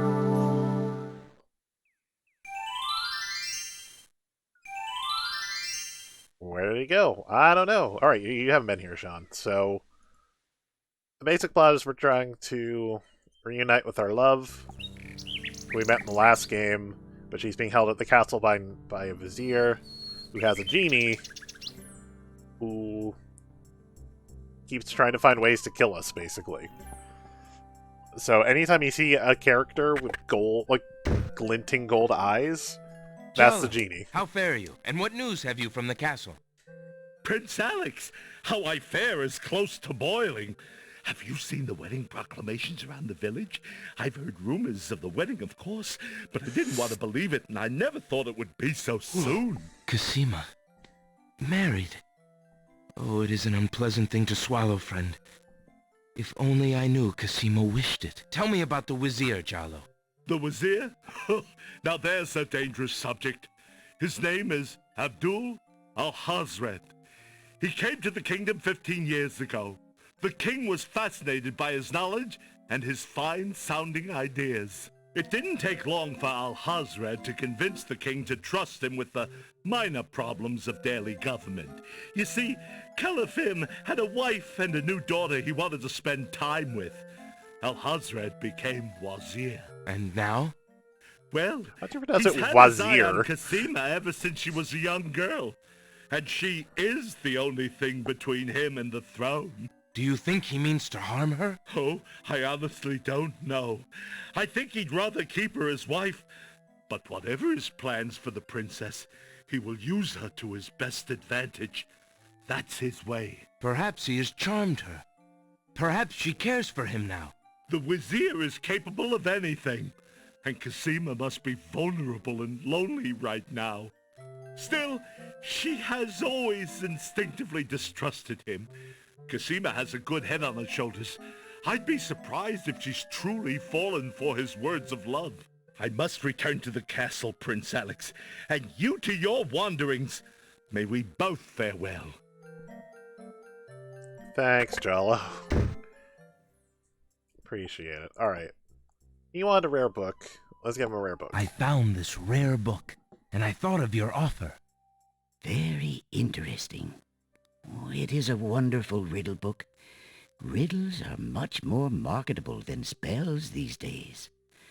I guess people believe more in mirth than in magic. Here is the spell book you wanted, and a fair trade it is, I must say.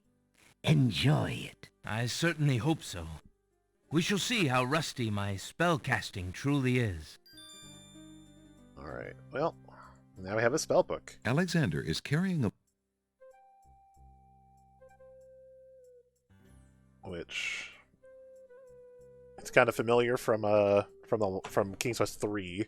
The whole meta of the game was spellbook. Also, my camera seems to have died at some point.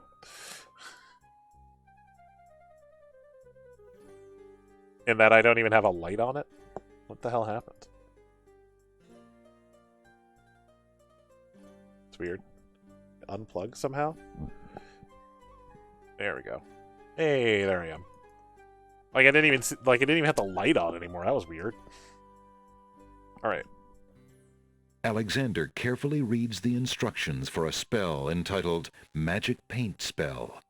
I can't remember if we actually end up using that or not. Alexander reads with interest the specifications for the Make Rain spell. By the way, this has two different routes. We're going to go with the longer route. Alexander browses the details of a spell that claims to be able to charm a creature of the night.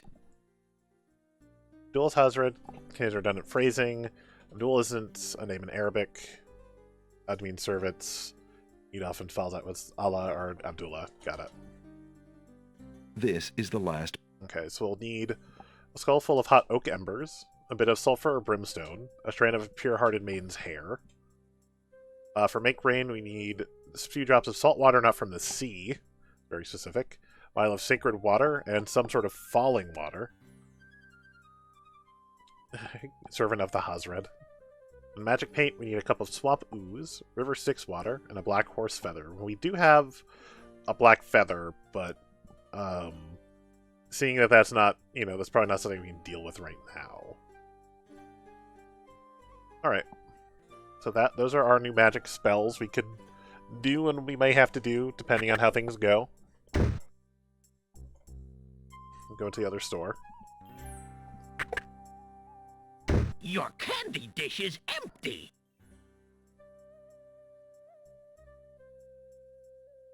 I am sorry, sir, but I have no more mints. Somebody has eaten them all. Well, get some more then. I fear that is impossible. Without the fairy, I can no longer get imports from the other islands, and we do not grow mint extract on the Isle of the Crown. Oh, I hate not getting what I want.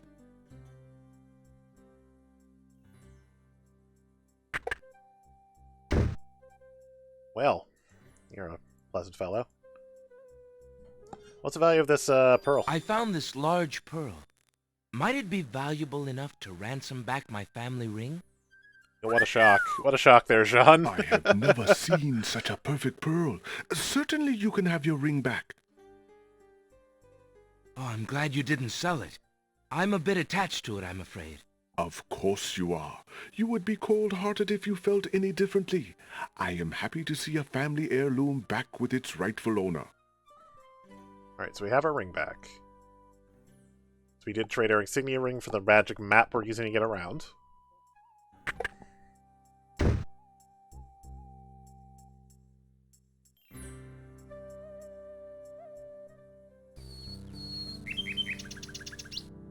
A nightingale perches on a high branch of the tree.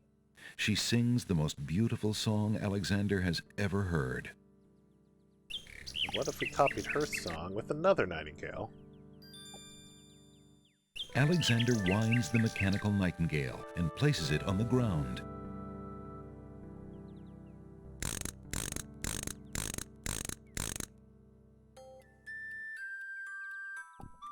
The mechanical nightingale sings a sweet, tinny tune. The real nightingale in the tree cocks her head and listens intently. The nightingale flies to a lower branch and looks at Alexander curiously, as if she were deciding that this human might not be so bad.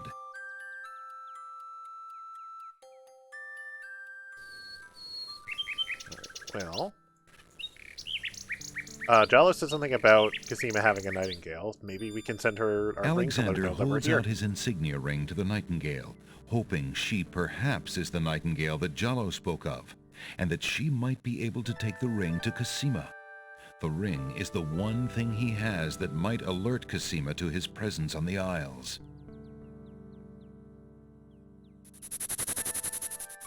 The nightingale swoops down and grabs the ring. Nope. She flies off towards the castle. This thing has a gold glint in his perhaps eye. to Cosima? Now he's gone. Sing, sing. What have you got in your mouth, my pretty? A gold ring? Sing, sing. Where did you get this? Realm of Daventry. But this is Alexander's ring. Oh, my soul. He must be here. Sing, How much sing. is written on this I ring? wish you could tell me what you've seen. Is he really here, then? On this very island? Oh, if only I could leave this castle as easily as you.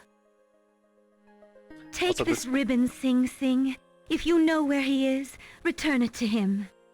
Also, this game is from Please be 1992. careful, Alexander. It is so dangerous, and yet I could not wish you away.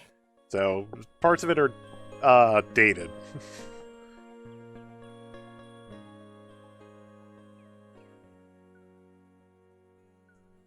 A present. The little bird makes a delivery. It's a red velvet hair ribbon. Could it be? Could it possibly belong to Cosima herself? Actually, for a Or sec. am I merely wishing it were so? Oh. Jesus. Actually.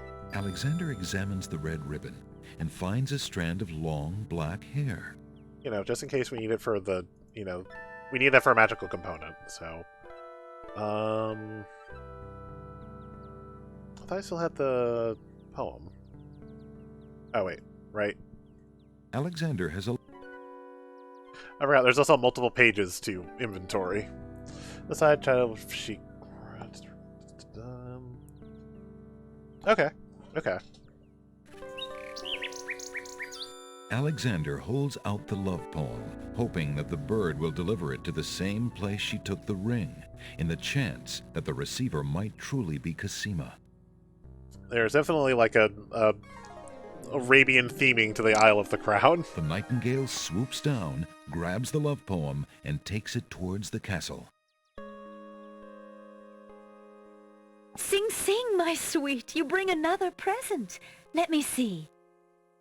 It is a poem, Sing Sing. What was it when I looked at you? What power has chained me through and through, and binds my heart with links so tight, I cannot live without the sight of you. Oh, Alexander. I was hoping he'd return to you. Take this to him while he waits. Hurry, my fleet one.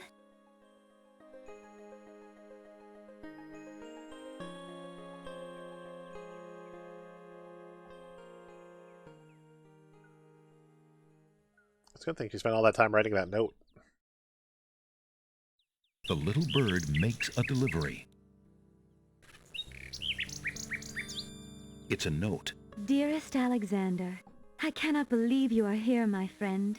Please, please be careful. Abdul isn't about to let anyone interfere with his plans. Watch out for Abdul's genie, Alexander, and do not do anything rash. Right? I am not without resources, and I will prevail if I can only find some small means of defense. Do nothing to try to get to me. You must not be endangered again for my sake. Greatly in your family's debt, Cosima. So we rescued her in Alexander's the last game. hand trembles as he reads the note. For the first time in his long search, he has heard her voice again, if only in writing. No words of love, only friendly concern. Friend. Is the maiden merely shy, or does she regard him only as a brother? Awkward.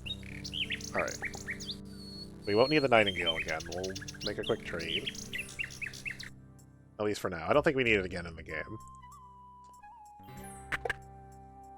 Good day.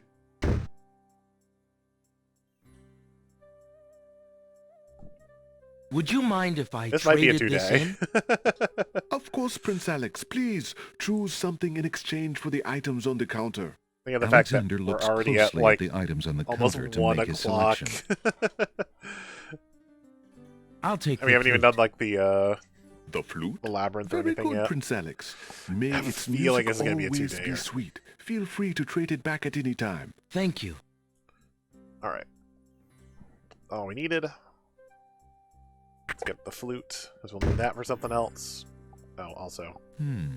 Alexander doesn't remember that sign being on the wall before. He decides to take a closer look. I've seen whether it's for Italian or Spanish and Arabic. It's a proclamation. It reads, "Citizens rejoice, announcing the royal wedding and coronation of Wazir Abdul al-Hazred and Princess Cosima. For reasons of security, the wedding will not be open to the public. Long live the new king and queen of the land of the Green Isles."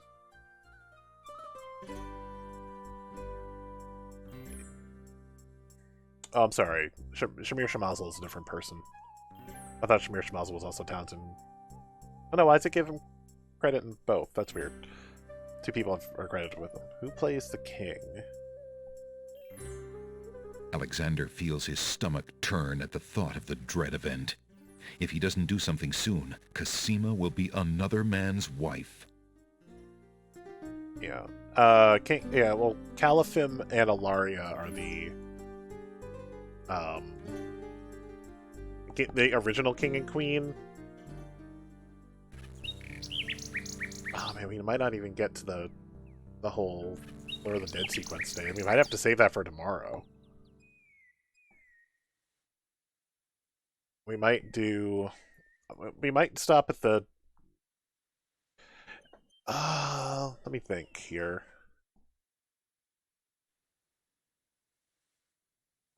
I'm just looking at time because I am going live again at 6 o'clock. I don't blow my voice out too much. Although this all being voice acted has definitely made it easier. So I was thinking, what's going to be a good stopping point? Because I don't think I can do this whole game in 2 hours. Unfortunately, most of you guys have all the talking. Alexander feels a strange pulling sensation.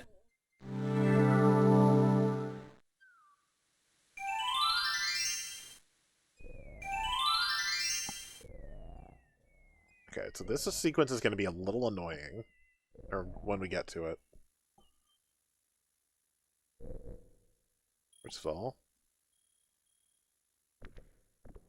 Alexander takes a bottle of milk from the milkweed bush.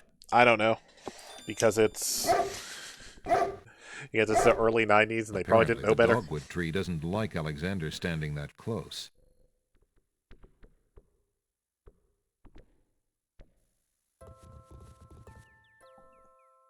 Okay, well, let's see our order of operations here.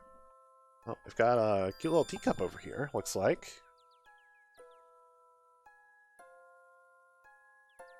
Alexander takes the teacup.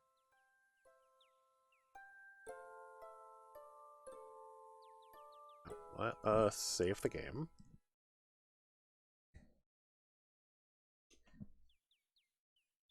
I'll let y'all listen to this music, because I need the restroom. I'll be right back.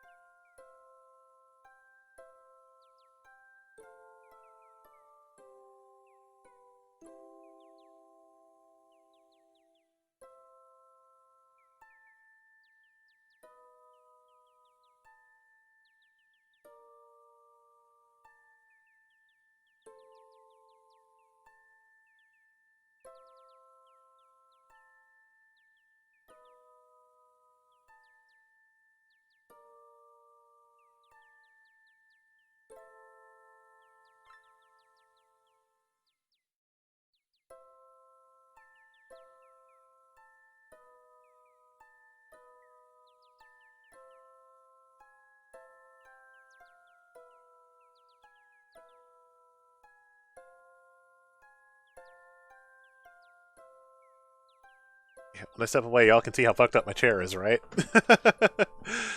I may redo it, but I actually tried wrapping like just straight up rope.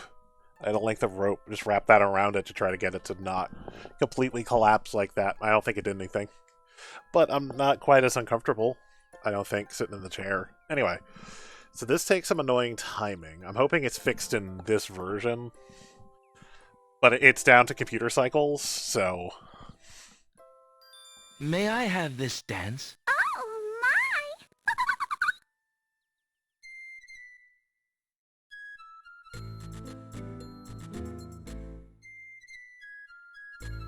I love that the Snapdragon task is canastas. Is that the right word?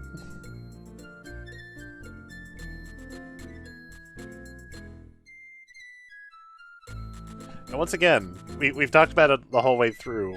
For some reason, the whole family, I don't know if they ever actually give Grandpa's name, but the whole family, the whole like Daventry royal family is just like amazing at music.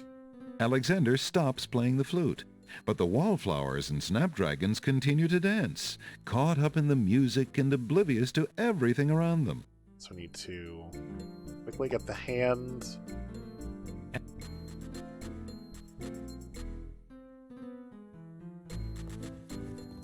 While the wallflowers dance, okay. Alexander snatches the hole in the wall. Right. Which I also said. Thank you.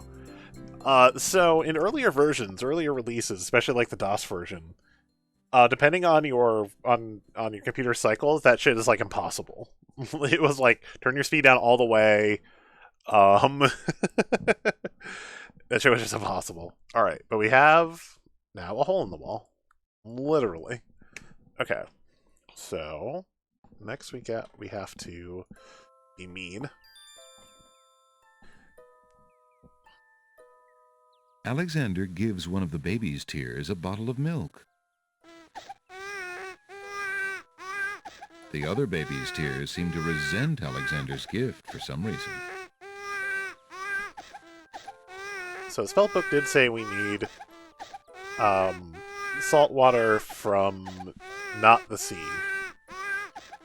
Alexander collects some of the baby's tears in the old hunter's lamp. Notice it said baby tears on the caption. Also, this area is going to be really fucking annoying to go to for the rest of the game. Alexander... Hey, what do you think you're doing there? Get your hands off me! Hey! Alexander picks up Rotten Tomato and puts him away. One never knows when one will need a rotten tomato. Oh, shit. Damn it. I didn't want to go that way. It's actually the opposite of what I wanted to do. Sorry, y'all. Sorry. Okay, no. I thought they just kept crying for the rest of the damn game. Leave, please. Leave, please. Thank you.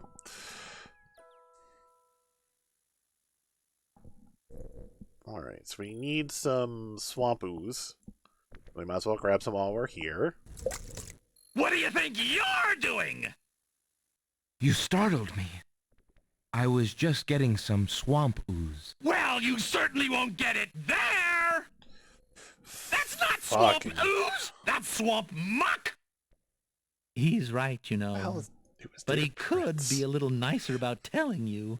He's not a very pleasant stick in the mud. Nobody asked you! Be quiet! Oh, the trials of being a mere bump on a log.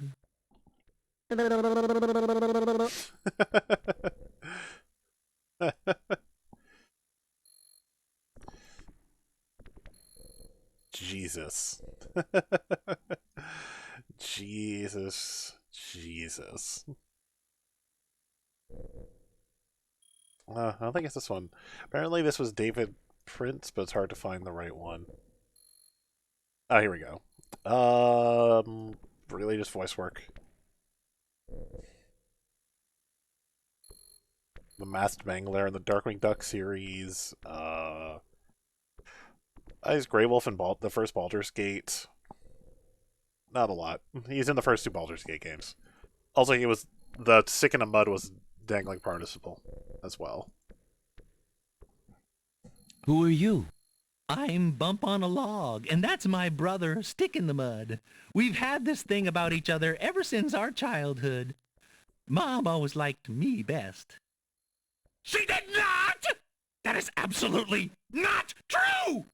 No, not Derek He's Stephen Prince, a different lazy, Derek. David Prince. He's got the only swamp ooze in the swamp right next to him. But do you think he'd move a finger to help you get some? Hardly. He'd try to brain you with it more than likely. His temper's about the only thing that ever gets a workout, and that on yours truly. Oh, like you've moved at all in the last century! Like you're Mr. Physical Activity! Just because I can't reach anything, he thinks he can throw gushy swamp matter at me and just say whatever he likes. If only I could turn the tables on that heckler, he might learn some respect. But as you can see, I am a mere bump on a log and must be content with my lot. Oh, shut up! You couldn't hit the broadside of a barn even God. if you had something to throw! Just shut up! You see how he is? You have to appreciate when the voice actors just go for it. The old Rotten Tomato gives Alexander a mean look and grumbles sourly. Where were you born, a barn? It's a pigsty back here. Yeah, all this stuff you got. What do you want to carry all this trash around for? Oh, Rotten Tomato is so good. It's such a shame we're with him so little. Also, I have no idea who voiced him. It doesn't say on. There's no reason to leave that long. That would serve. I thought this might come in handy the next time your brother starts picking on you. Aha! Finally, old Bump on the Log's not so defenseless, is he? Hey, what are you doing there? Watch the pulp, would you? Now, Bumpy, remember all I've given you. The only thing you've ever given me is mud. Take this! No! Not into the swamp!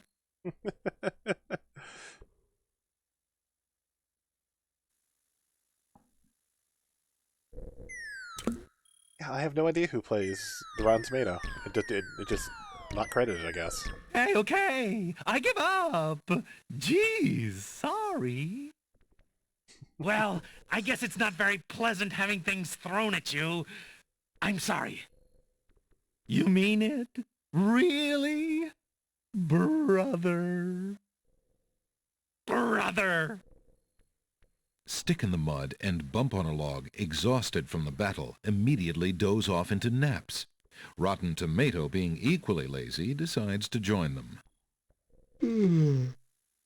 And that's it for those guys. But hey, we got some swamp ooze. Alexander fills the teacup with the swamp ooze. Can I talk to... How are you finding your new surroundings, Rotten... Mr. Tomato? Can't you see I'm snoozing? All right, you done good. Now, go play in the street or something. Yeah. Go play in the street or something. Yeah. Jeez. I'm sure it'll say at the end, but... It's weirdly uncredited. Alright. We make one more swap, and then it is time for the Sacred Mountain. Actually taking on the proper Sacred Mountain. Let's also... Actually, I think the after the Sacred Mountain is where we would divert... Because there are two... Hello again, Gamer Pro. There are two paths to the game.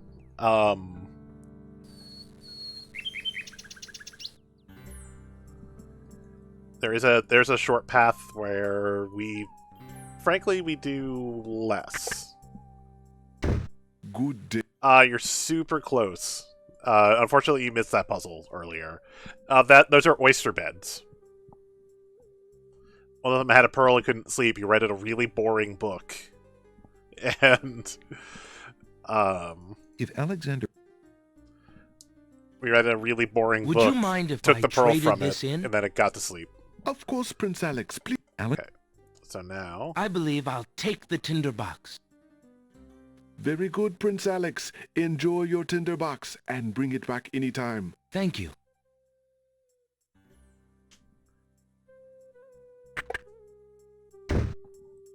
Because climbing a mountain, you never know, we might end up in a dark cave and might need to get some tinder.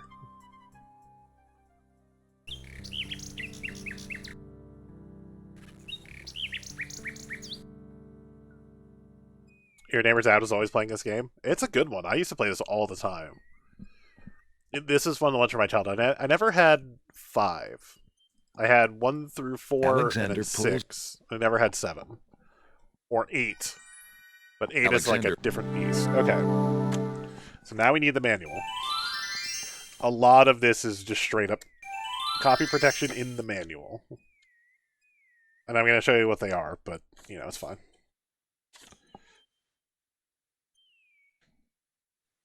So, you look at the rock inscription again. Etched into the face of the cliff.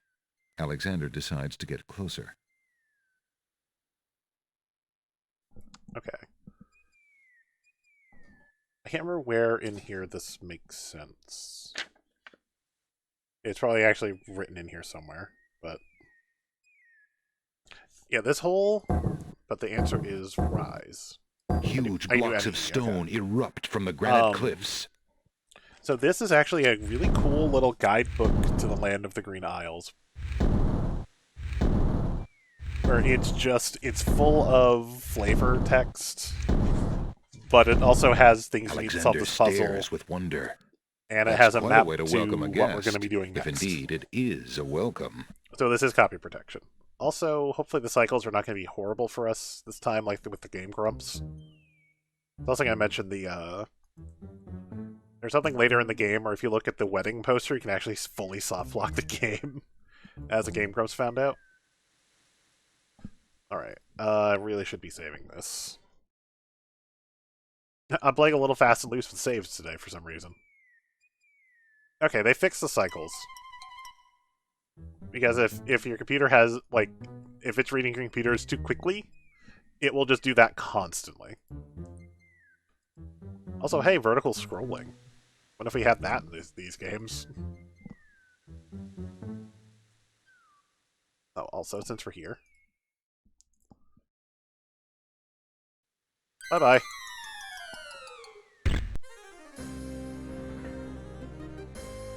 Tickets. Oh. Next.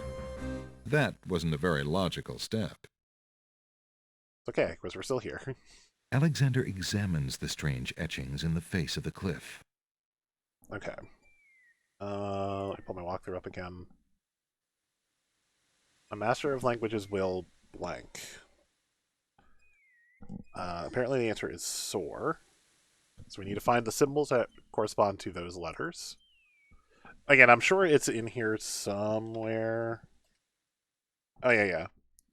Only the purest... First challenge. Only those pure of heart will be able to rise to the cliffs of logic. It actually doesn't mention the second one. The third one has a riddle to it. The fifth one is the answer. But it doesn't actually mention what the second answer is supposed to be. But it's supposed to be soar. So there are very specific symbols I need. If I get this wrong, the ground will drop out from under me and I'll die. I can see the symbol in the book. I'm just having trouble finding it here.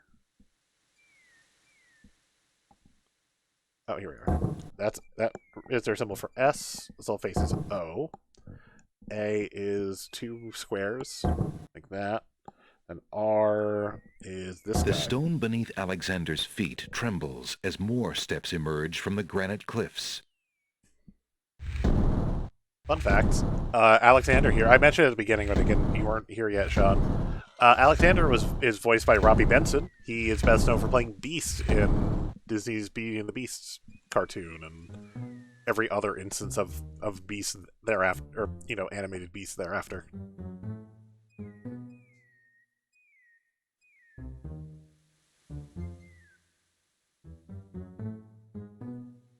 Alright, here is number 2 done.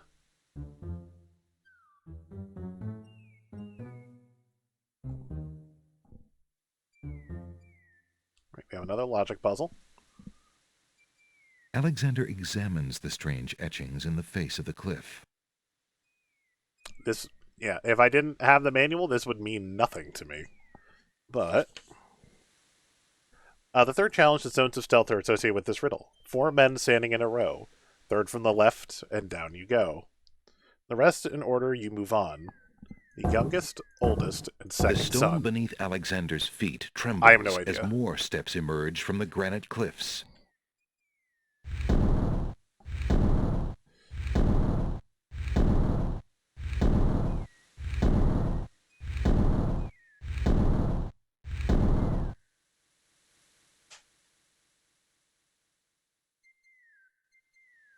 I'm not sure. It doesn't say one way or the other, at least on her thing. They're not married or anything.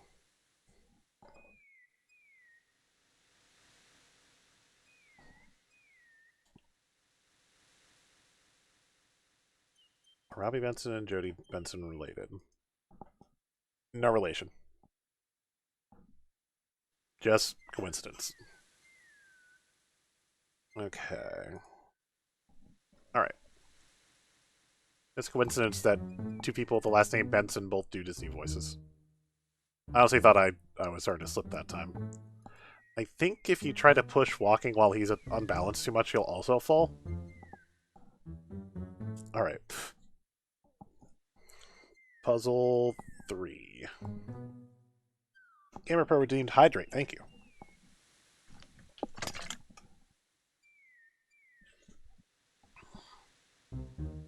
Also, I did disable posture check because this chair is so broken it's hard for me to check my posture at all.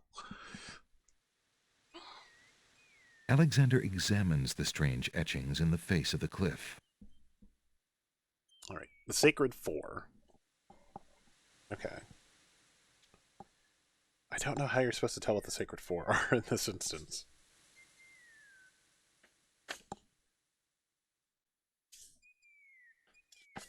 Also, the pages are very pleasantly textured.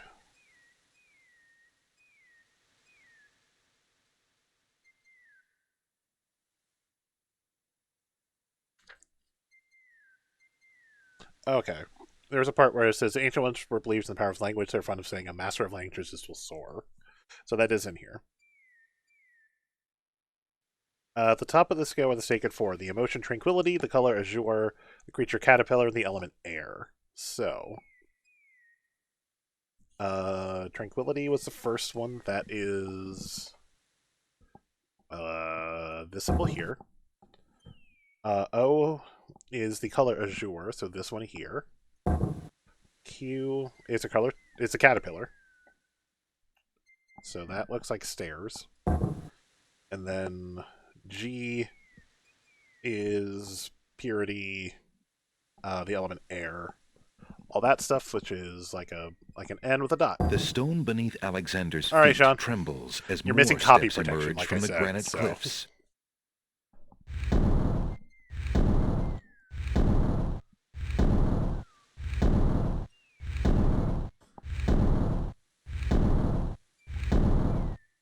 This is your answer. This is how you solve this. You need the manual, but specifically the guidebook to the Land of the Green Isles, which has all of this information in it. Other than that, if you'd just stolen the game, or gotten a copy from a friend or something, guess, brute force it. It's eventually brute forceable, but trying to guess 4 icons in the right order out of 26, it could take you a while. It's brute forceable, but it would be Alexander hard. examines the strange etchings in the face of the cliff. All right, all silent, cry the good noble boulders. The 5th challenge, only those of the highest order may ascend to the cliffs of logic. So take 1 letter from each word. The stone beneath Alexander's feet trembles as more steps emerge from the granite cliffs. Yeah, this was literally copy protection. It's back in the day. This was before they really started adding like software, specifically. I'm trying to remember what the bad ones were. I guess Easy Cheat might be the closest now. I know there have been some really horrendous schemes for this. And we're done. At least with... Also, we never have to do that again. Alexander finds himself, finally, at the top of the cliffs. Exhausted, he steps over the lip of the plateau and stands. Why do you make such an effort to climb the cliffs, young man? The winged ones who live on this island have the power of flight. You could have it too, if you'd only eat a berry from this magical flying nightshade bush.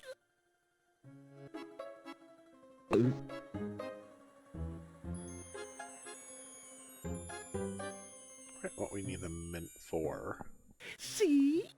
The sweet berries will make you float like a petal on the wind. Try some. Alright, well, we got through the cliffs. We don't have to do that crap again.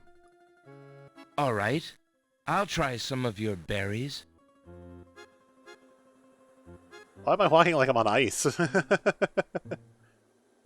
Oh, goody. Eat quickly, dear boy, and I'll show you the way to the Lord and Lady of this isle. What? Slightly bitter, pretty one.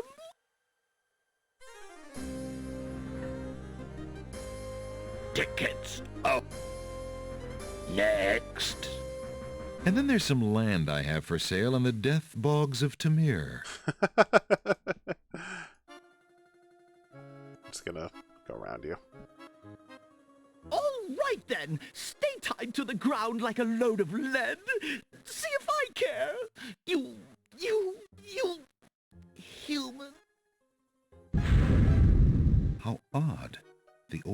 woman just disappeared in a cloud of smoke. Perhaps those berries are even more powerful than she led Alexander to believe. Look, an intruder! Hold! How did you get up here, human? I climbed the cliffs. That is not possible. No one has solved the cliffs of logic in several centuries. And if the cliffs were to be solved, it would certainly not be by a human. I didn't mean to trespass. I only wanted to visit this beautiful island. No visitors have been welcome on the Isle of the Sacred Mountain in years. Like Not how it's since just the same Red and image White for both of Queens them. had spies in the guise of friendly visitors steal our island's sacred golden fleece. But we will not display such foolish It's trust clearly the again. same portrait. You will have to answer to Lord Azure and Lady Ariel. They will determine what will be done with you. I can assure you, it will not be pleasant. Well, shit. We've been captured.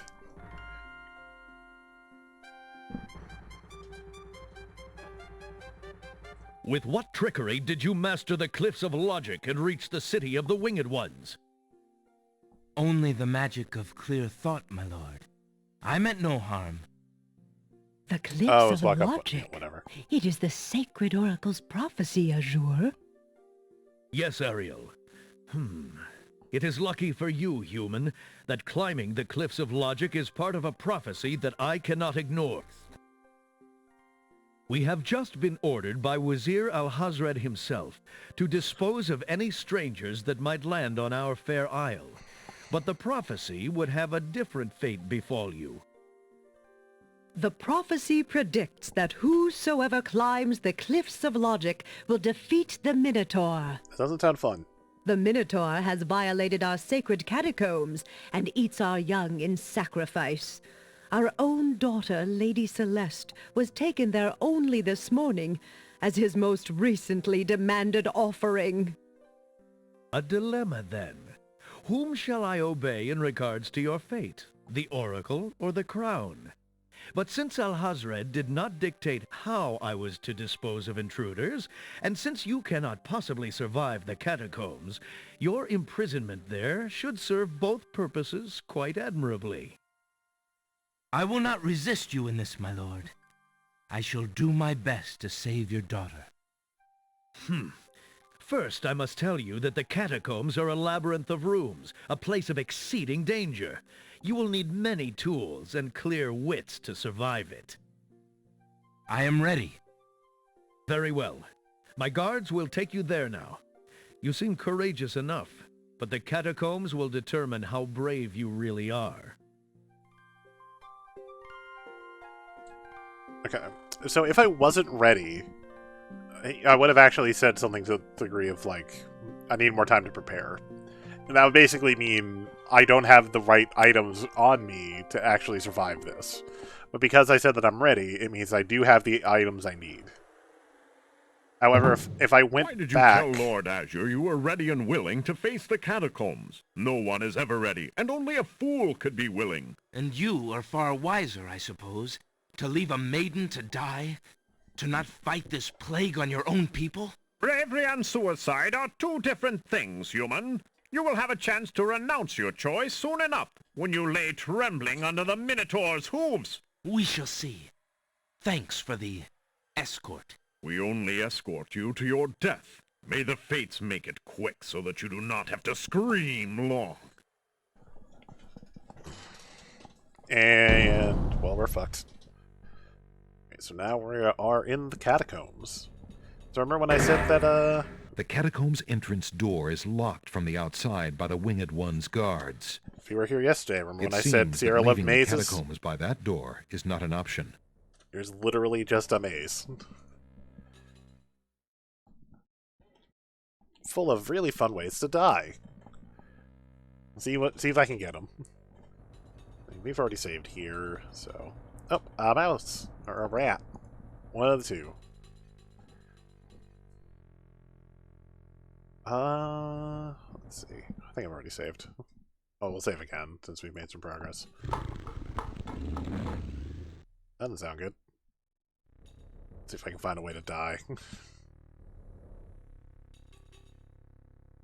Oh shit, I know I'll be here already. I'm early. But I don't want to have to do that backwards. So...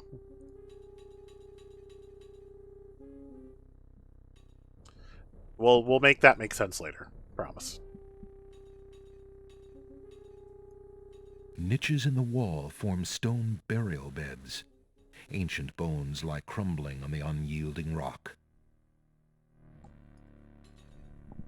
Okay, so... North, north, east, east, north.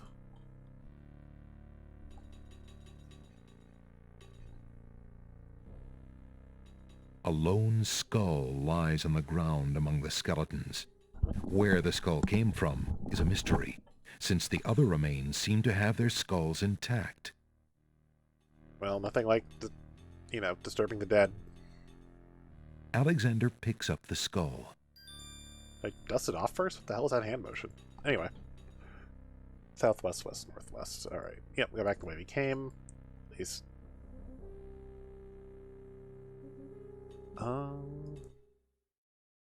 Save here, because I know I need to go west. I can find some death somewhere. As he walks through the doorway, Alexander gets a very bad feeling about this room. Well, anytime he falls, it's like, bye-bye. Tickets up. Next. Don't just wonder, Alexander. Let your conscience be your guide. There's the not-so-subtle hint to use the guidebook. There is a map. I'm just using the walkthrough, but there is a map in the walkthrough for how to get through this.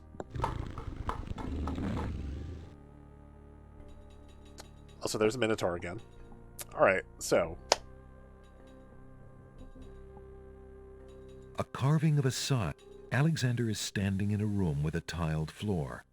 Except for the tiles directly in front of the doors, each tile bears an engraving. Alexander has the feeling that the unique floor isn't merely decorative. Should be fine.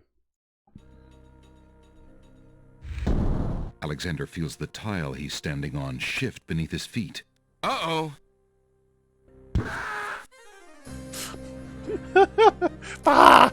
Tickets. Oh. Next. 3 spikes and you're out. Jesus. Alright, try again. So, there is a poem that Macedonian ancient tablet once adorned the doors of the catacomb shows. 3 roses laid upon the bower, a scythe for he who cuts the flower. A crown, a dove, most noble race, thy bones make sacred this dread place. So, 1 rose, 2 roses. We did it out of order. 3 roses. A scythe for he who cuts the flower. Crown. Alexander feels the tile he's standing on. Uh-oh. Alright, we'll try it again. 3 roses upon the bower. A scythe for he who cuts the flower. A crown. A dove. A noble race. Thy bones make sacred this dread place. We've made it across. Now I don't have to do that again. So yeah, again, copyright protection. Or copy protection rather. It's in the manual. What's east? Oh, nothing. Okay, wait. Ah, you were a human only and not the monster himself. I heard you coming and thought you were the beast. Did my father send you here to save me? Why, yes, he did, but how did you... Hush, there is no time. I think I have discovered the Minotaur's secret exit from the catacombs. Follow me, and we'll both be saved. There was a bit of a glint. This is what I was saying, actually, in last thing. That's odd. Where did she... go? Kind of a callback, actually, to King's Quest V, because there's a point where you do have to follow Princess Cosima through a maze. Tickets. Oh. That's actually a great misdirection. Next. don't just want... Okay, but we need to not do that, so... We will go north. And, hey. An old wooden shield hangs on the wall. That's convenient. Alexander takes the shield from the wall. Alright, so... North. So after the shield, I need to scroll my walkthrough down a bit so I don't get confused. There's a lot of directions here. So, 3 norths. Short a long path. We're going long path. Alexander hears the distant sounds of a wild animal somewhere in the maze of rooms. Also, Decomposer 1985, welcome. We are definitely going long path. So that was 2 norths. Should be 1 more north. North, north, north, west, west. Okay. Briefly got my west and north and west and east confused again and thought, no, I can't go west here.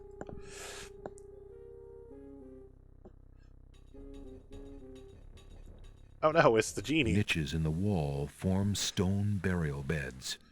Ancient bones lie crumbling on the unyielding rock. Alexander notices that this skeleton has old coins over its eyes.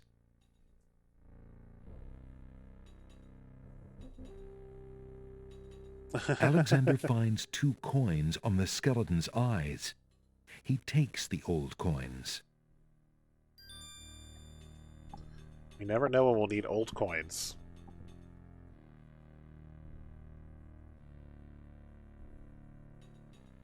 The 2 coins from the skeleton in the catacombs are extremely old and corroded. Can you talk to... A bit of the wallflower's shyness seems to have rubbed off on the hole in the wall, for he remains mute. The skull is as silent as the grave. Just had the urge to try talking to a couple things. Don't mind me. East, east, southeast. Okay. Oh, you have that on VHS? I haven't seen that in forever. Something I should do at some point. Go back and watch those. Oh, and actually, something else I should do is save my game. I've been way lighter on saves this time than I usually am. I think it's just because I know this one so well. It's a trap. The doors have sealed Alexander inside, and the ceiling is coming down. Desperate to stop the crushing ceiling, Alexander throws a skull into the grinding gears. Surely bone will be strong enough to keep this from killing me. The skull is caught between 2 cogs. The gears shriek and shudder. The skull begins to bulge. Uh-oh! Well, shit. With a sudden lurch, the ceiling completes its descent. Yikes! And presses Alexander into the floor like a bug under a heel. That skull wasn't strong enough to endure the pressure, and neither is Alexander's.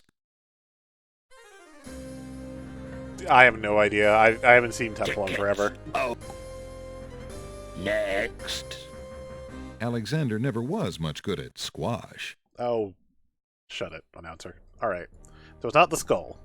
We have the right idea, but it's not the skull. And the Okay. How about a brick? Desperate move, Alexander throws a brick into the grinding gears.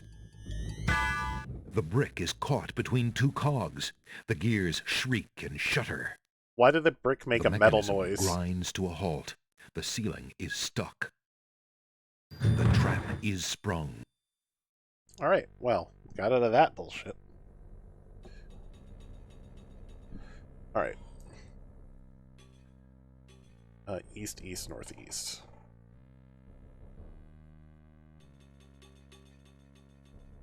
Coming up is, I think, one of the most, grim deaths in the game. Kind of horrifying, and you don't see it. It's interesting.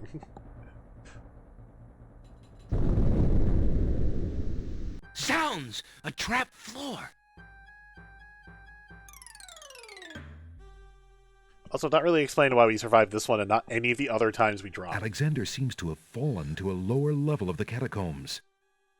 Wherever he is, the place sure is dark. Alexander can't even see his hand in front of his face. So fun fact, there actually is a game like this for Last Crusade. We're fine, right? Nothing can go wrong here.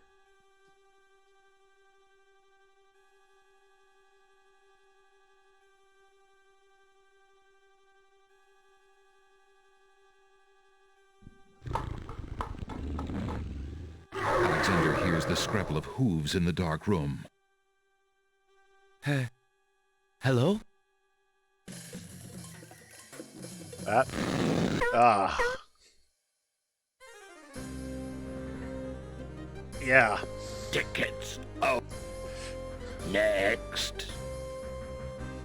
Caught in the dark, Alexander?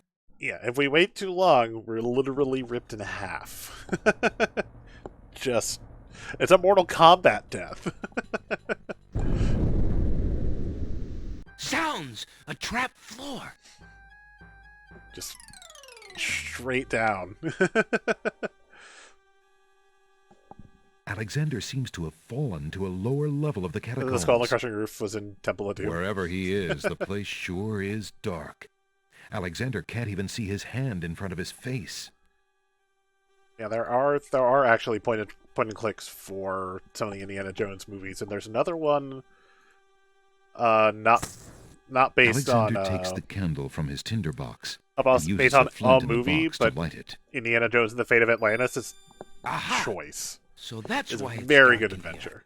A torch is out. Alexander lights the extinguished torch and puts his tinderbox away. There we go. And now we won't be attacked by a random Minotaur. Fate of Atlantis, it's so good. I should play it at some point. I should play it on here at some point. It's such a good game. Okay. Use a tinder on south. That's where I'm at now. So south. Wow, a lot of south. Excuse me. It's my least favorite. Yes. The Fate of Atlanta. That was 2 souths. Come on. 3rd south. 4th south. 4 wests. Jesus. 4 wests. So we've gotten everything we need to, like, retrieve in here. West. Jesus. This is just a complicated one. Chinese Emperors and Dragons. Oh, I think that might be, like, the 3D adventure type. So, 4 souths, 4 wests, southwest, west. Jesus, what is this? What is this route? South. West. West. North.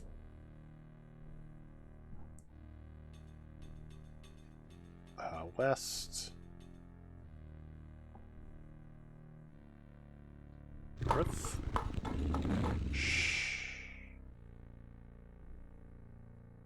North again. We'll ignore the bat. I don't know. I think the creatures are just from randomly though. Elderly Knight and Last Crusade though. Right, we'll go east.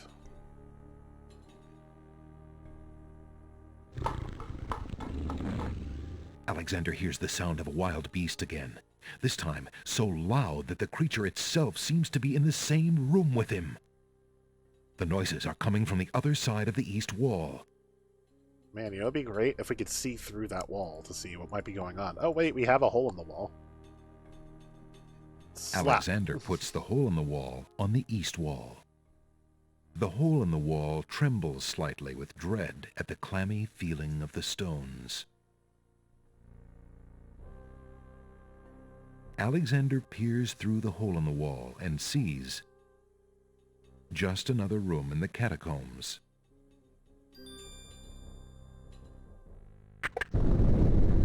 Aha! Not just another room at all. So that's why Alexander couldn't find the Minotaur's lair. At least Alexander now knows the lair exists, somewhere in the maze on the other side of this wall. Oh, no. Bye, buddy. While Alexander contemplates what he's just seen, the hole in the wall, frightened by the Minotaur, makes a run for it. Alexander hopes the little creature finds its way home to the Isle of Wonder. You can only hope because it never tells us. Alright, west, west, west, south, south. Okay.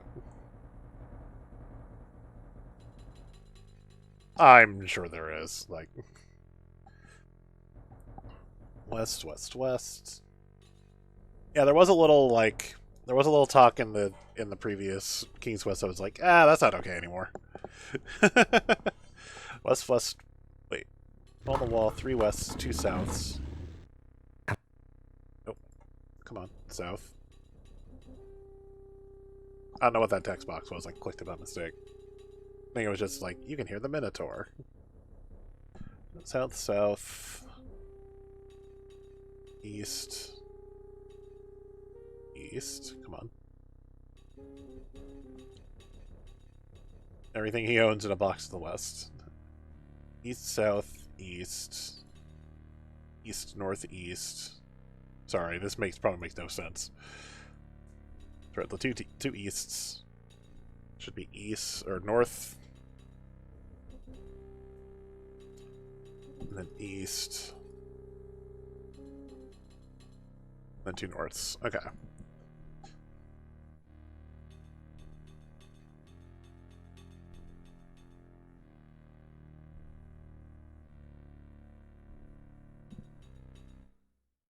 We're gonna save it here. A very beautiful, very dusty tapestry hangs on the wall. I can't remember if you can leave if you somehow forgot something. This tapestry looks familiar. Why is there like one spot Now, in let's this see. entire catacombs that has a... I don't feel anything. Aha! A hidden latch. Alexander triggers the little latch. A secret door rolls open. Alright, we're actually going to save it here. Kind of can't remember how quickly this goes. No! I beg of you! Please don't hurt me! Your struggles are useless. It's the Minotaur, and he's struggling with a Winged One's girl. She must be Lady Celeste. Excuse me. I Well, he said demand the Sun Logo was release inspired of by that Kali. maiden this Interesting. instant, you fiend. Lady Celeste looks wildly around the room for the source of the strange voice, and spots Alexander. You there! Human! Help me! Help! Who dares enter my lair? I ask you to release your captive or suffer the consequences. Never. You die, human. So I like how As the Minotaur advances in attack, Alexander slowly backs away. it clearly has a roar sound effect for it. We're going to save here just to skip a bunch of that. Until he can back away no more. Also, Lady Celeste is Huey, Dewey, and Louie from DuckTales. Literally the same voice actor. Fuck. That shield won't do much good in close combat against a Minotaur. Alexander will have to think of something else. Fuck. Now you die. Nope, I guess he won't take a skull. Oof. I thought there was an oof first. So how deep is that fire pit? Tickets. Oh. Next. There's something to be said for taking the bull by the horns, Alexander. Alright. Until now. Well, we have to go by stereotypes because this is a game of fairy tales. Alexander, his back inches from the fiery pit, tempts the Minotaur with the Red Queen's scarf. Look here, you bully. Nice, bright red. Red. Obviously, the colors don't matter. Now you die. To both, they're colorblind. But hey! I mean, sure, Eric, if you're The done, I guess. Minotaur drops from sight amidst the consuming flames. Slowly, his scream fades as well. Do you think your audience likes games from 1992? Have you been harmed, Lady Celeste? Are you all right? No, Thank you for the raid. all right. I assume you do Yeah, not color intend to deficient. leave me The tied red up on wouldn't this have mattered, vile but monstrosity. they don't have a choice. I mean, they do, but Of course thank you not. for the raid. Sorry. that there was too Let's much see. other going on. I didn't really If hear you'll the give noise me a for moment, I'll have these untied in no time. I can't wait that long. Look, I wear a small dagger just inside my belt. It should be enough to cut the rope. Oh, all right. I've got it, Lady Celeste. Here we go. it. Sorry, don't mind them feeling around in your robe for a moment. Thank you. You may keep the dagger as a gift for saving my life. That's very generous. Forget it. Do you mind if we just get out of here now? I mean, I don't know for sure, but it's at least color deficient enough that red doesn't matter so much. By the way, hello everybody on the raid. Playing through King's Quest VI for a decent chunk of the way through the The game. Winged One's guards, bored with the pointless waiting, are startled by the sound of rock moving against rock. Deficiency, not black and white vision, but not enough that red would, like, Lady Celeste, just the color I red do would drive well. it to that I'm kind of rage. quite well, thanks to the bravery of a mere human. So much for your superior intellects. Yes, milady. Now bring him along. I'm going home.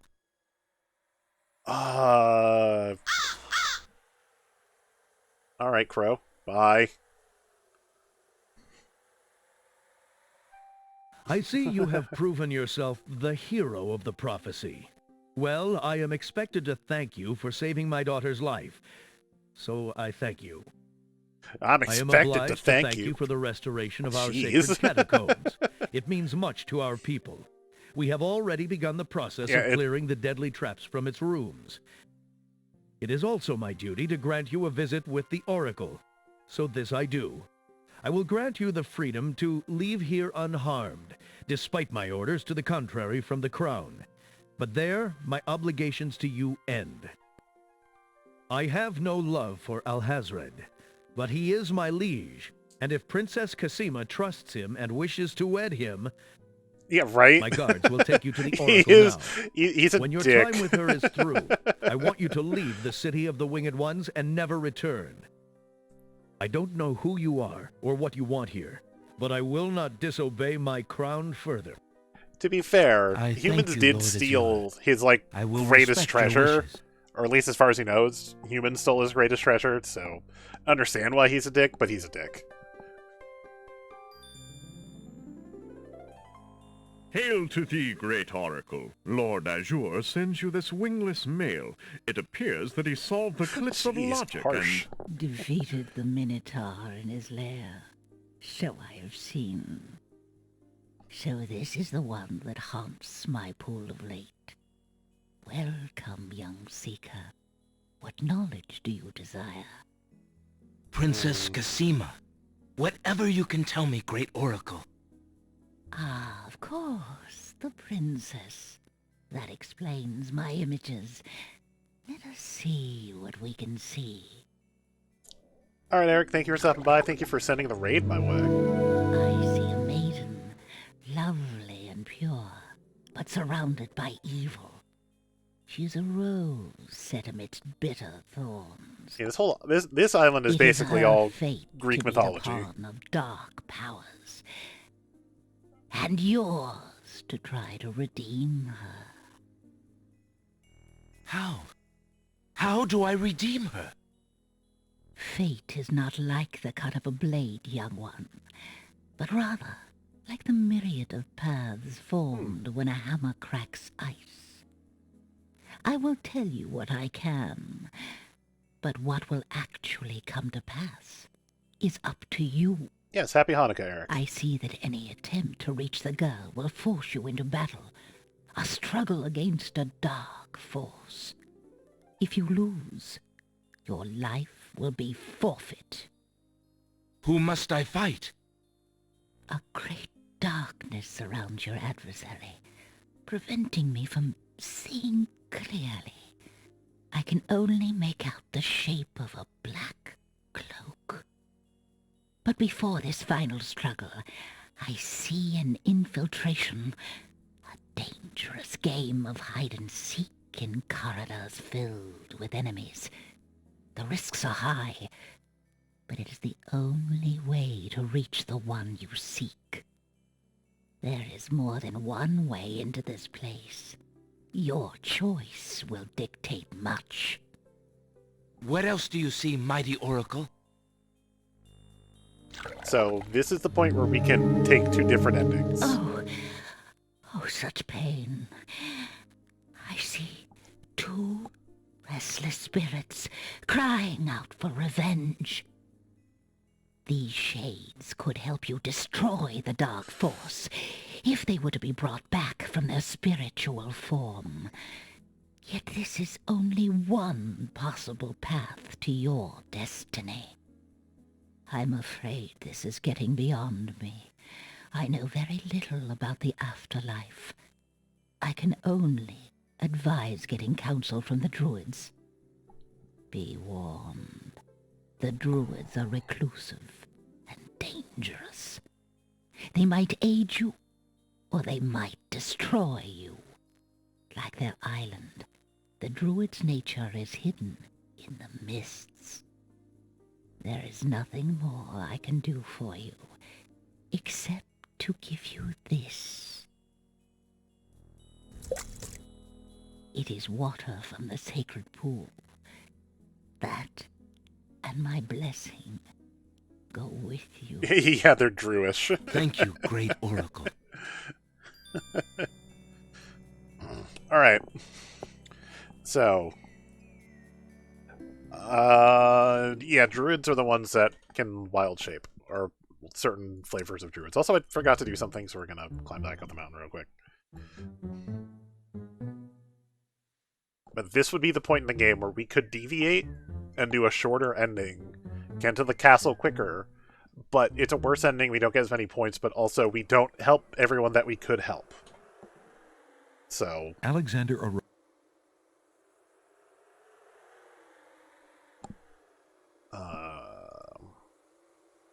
So call this splits. And not save over it.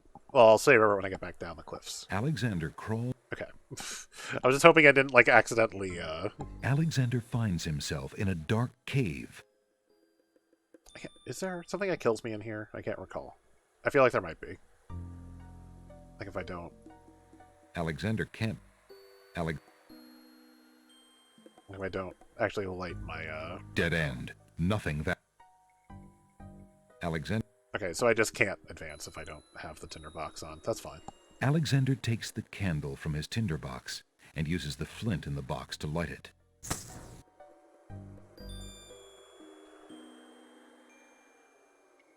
Alexander crawls through the opening in the rock.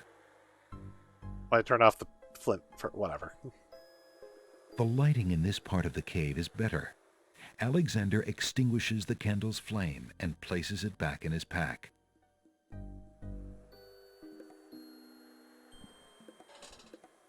Yeah, druids would be the ones that wild shape plant into grows on the grassy different ledge. creatures.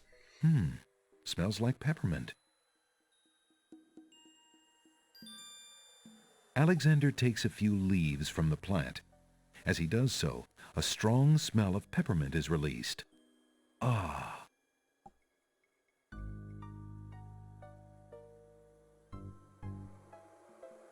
Alexander crawls back into the first room of the cave.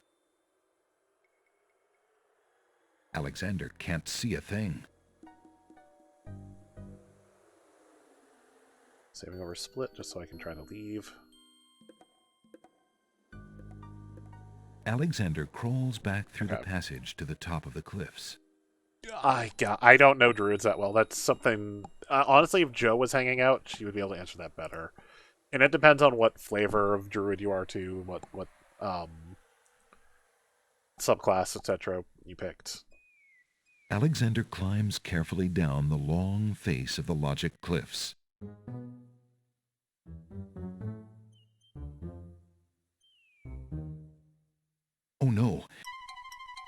Whoa! Whoa! Whoa! Whoa! Ow! Hey! So angry. Alright. So this is the point where we could deviate and do two different endings. We're going for Alexander the pulls out longer his ending. magic map.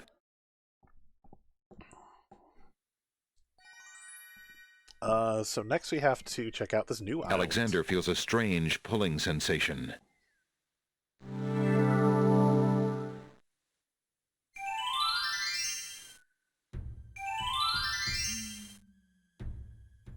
So we'll check this out later. From the northeast come the sounds of mysterious drums and chanting. But if I go northeast, the game will outright kill me for it. We'll check that out later.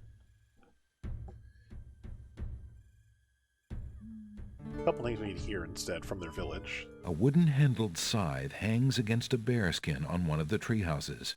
From the east come the sounds of mysterious drums and chanting.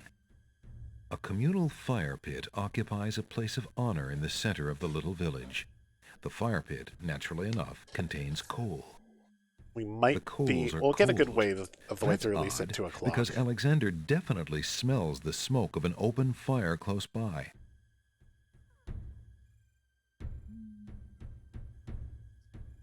Alexander reaches into the fire pit and takes a lump of coal. Well, a couple things here that could be useful. Alexander takes the scythe. But let's not go east. We'll go south again. Alright. And again, we're not ready to take on the druids or say hi. So...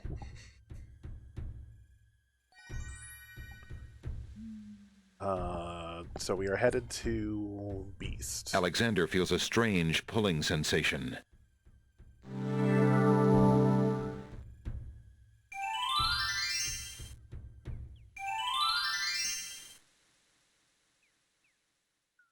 So we're actually coming up to a timed puzzle.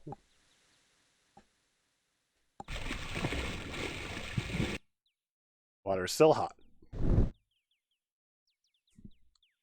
Well, we know that this dude's going to shoot at us, so let's Alexander protect ourselves. decides to pass through the gate, preparing the shield just in case. The magic arrow completely shatters the shield. Good thing the arrow didn't hit Alexander. The archer's bow is empty, his lone arrow spent. Well, he can't get us anymore, so we can see what else is here. Alexander takes a magnificent white rose from the rose hedges. White roses. Sweet. Alexander walks forward to step onto the gazebo. But the rose hedges on either side of the path, sensing an intruder's presence, reach out their vines and blend together. The path is blocked. That's strange, but thankfully we do have a tool that can get us through that. Alexander wields the scythe, determined to get past the magical rose hedges. The leaves fly as Alexander tries to cut the branches faster than they can grow back together. He sees light. He's through. There we go. We've made it through and... Who dares enter Beast's garden? My name is Alexander. Look, it's Beast and I didn't Beast. mean to disturb your United. private garden. No. And yet, monsieur, you could hardly have accidentally broken through the 3 enchanted traps of the Isle of the Beast. You're not wrong. I suppose it is simply my nature to break through enchanted traps. You must be a prince, then. I know the nature of princes all too well. This face you see before you is hideous, is it not? Well, for the face of a beast, it is really quite noble. Ha! I'm glad you like it, for you will soon own one just like it. I too was once a pretty prince, caring for nothing but adventuring and rescuing fair maidens. But I rankled one too many evil hags. One dark night, I was turned into this obscenity you see before you, warped in shape and trapped on this enchanted island over 100 years ago. Surely there is a way off this island. Oh, surely. You broke in, did you not? And yet think, Where would I go, clad so eloquently as I am with this silk and this pelt? You see, my prison is also He really my does push out sanctuary. the You are the pelt. first to break through the barriers in lo these many years. That is, except for the druids who stole my heirloom coat of arms. If there's any way I can help... Help? You? I'm afraid you don't understand.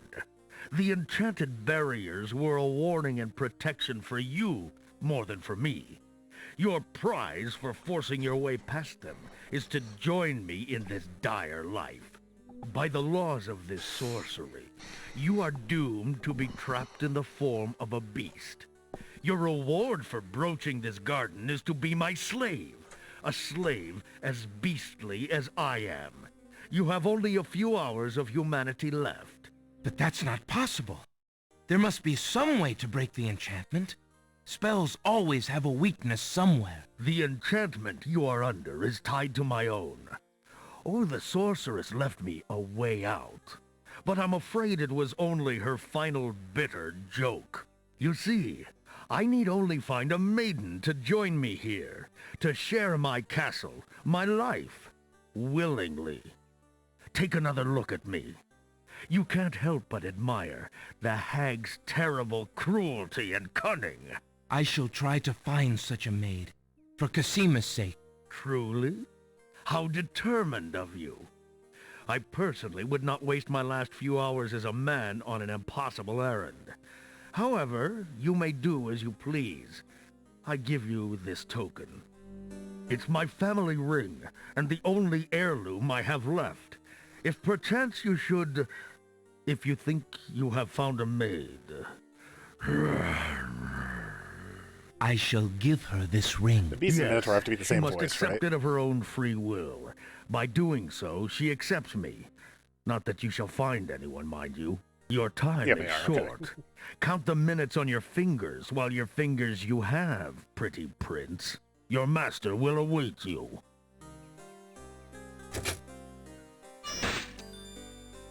Well, we gotta go. We gotta move. And we do know of a maiden who really likes roses. And maybe she would do anything to get out of a shitty situation, such as the terrible living she's already in. Maybe who knows? We'll see. Especially the white ones. They only have red roses. Or I'm thinking. But we gotta get there first. Alexander Oh, pulls let me out see a his little deer. magic map.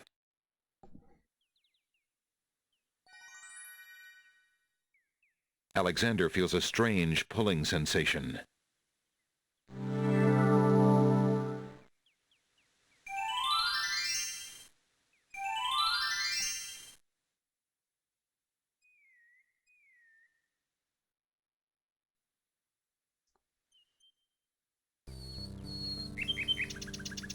We got a motor, because there is a time limit on this.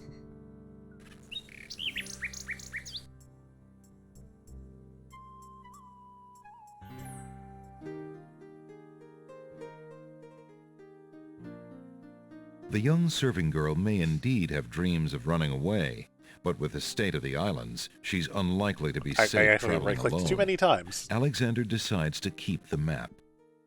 That's fair. Actually...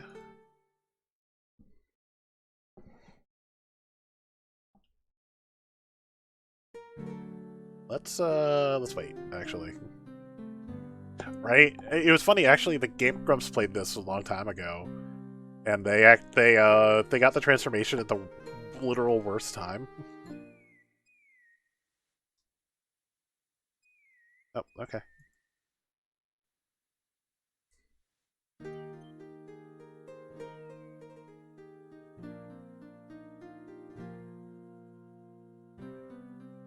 I mean, they got what happens at the worst time. Because they were looking at this poster, and when it tried to shift into the transformation, it softlocked the game.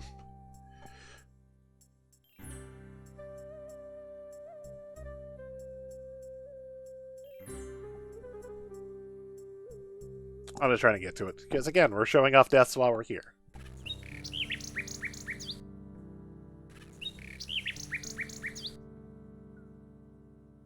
Because that's half the fun of some of these games, is seeing all the ways you can die. So we never checked what was on this path. While we're here.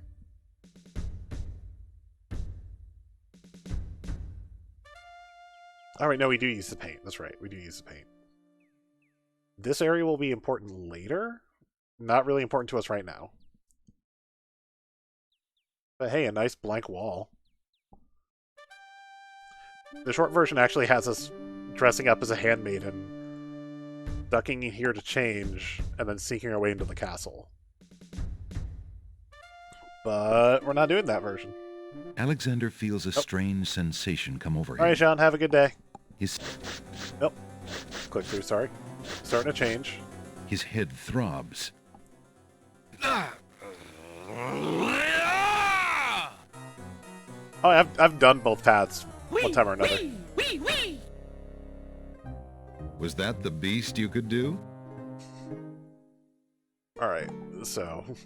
The girl is too shy and fearful to talk to a stranger, especially a tall, handsome one such as Alexander. Yep, so... Let us instead... offer up that rose we picked. There's no reason to use that would...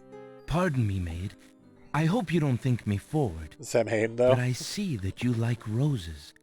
I thought you might, perhaps, like a fresh white rose. Alexander can see the conflict in the girl's pretty face as she fights between her distrust of him and her desire for the white rose.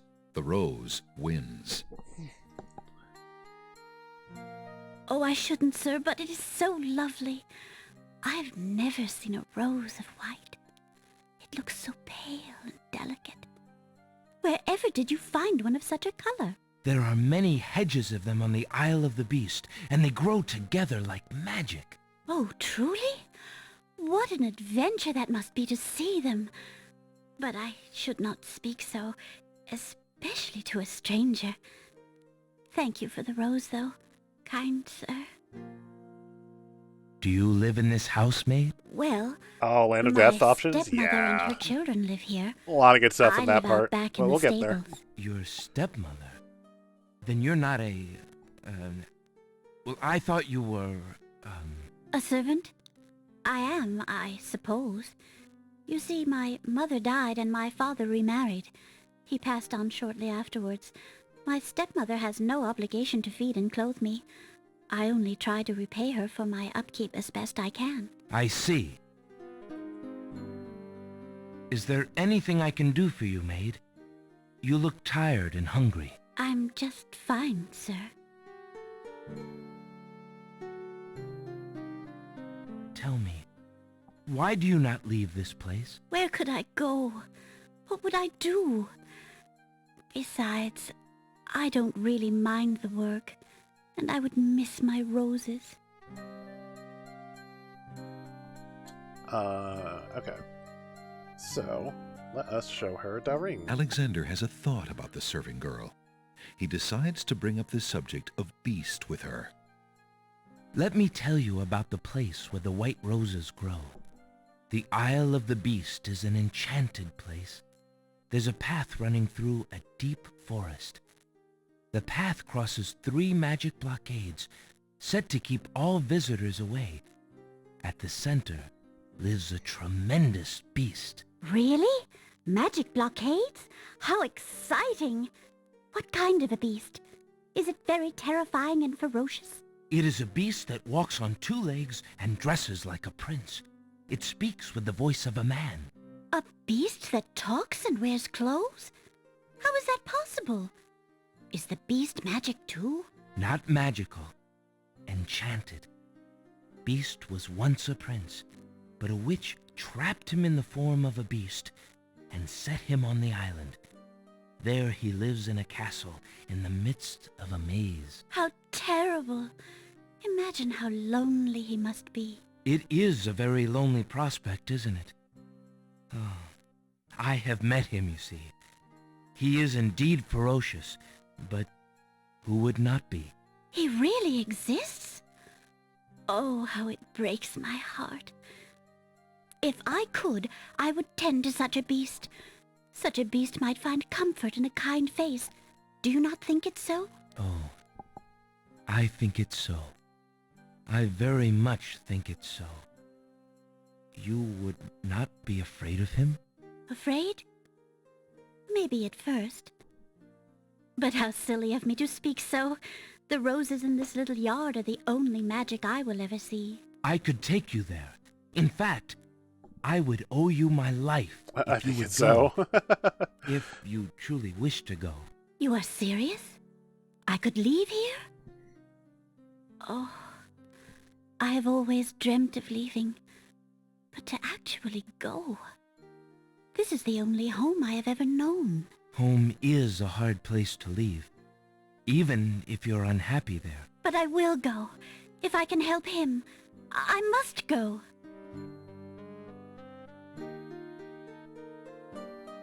Alright, well, so I am going to wrap it up here, after this thing wraps up. So we'll do the finale is there nothing tomorrow. You wish to take with you?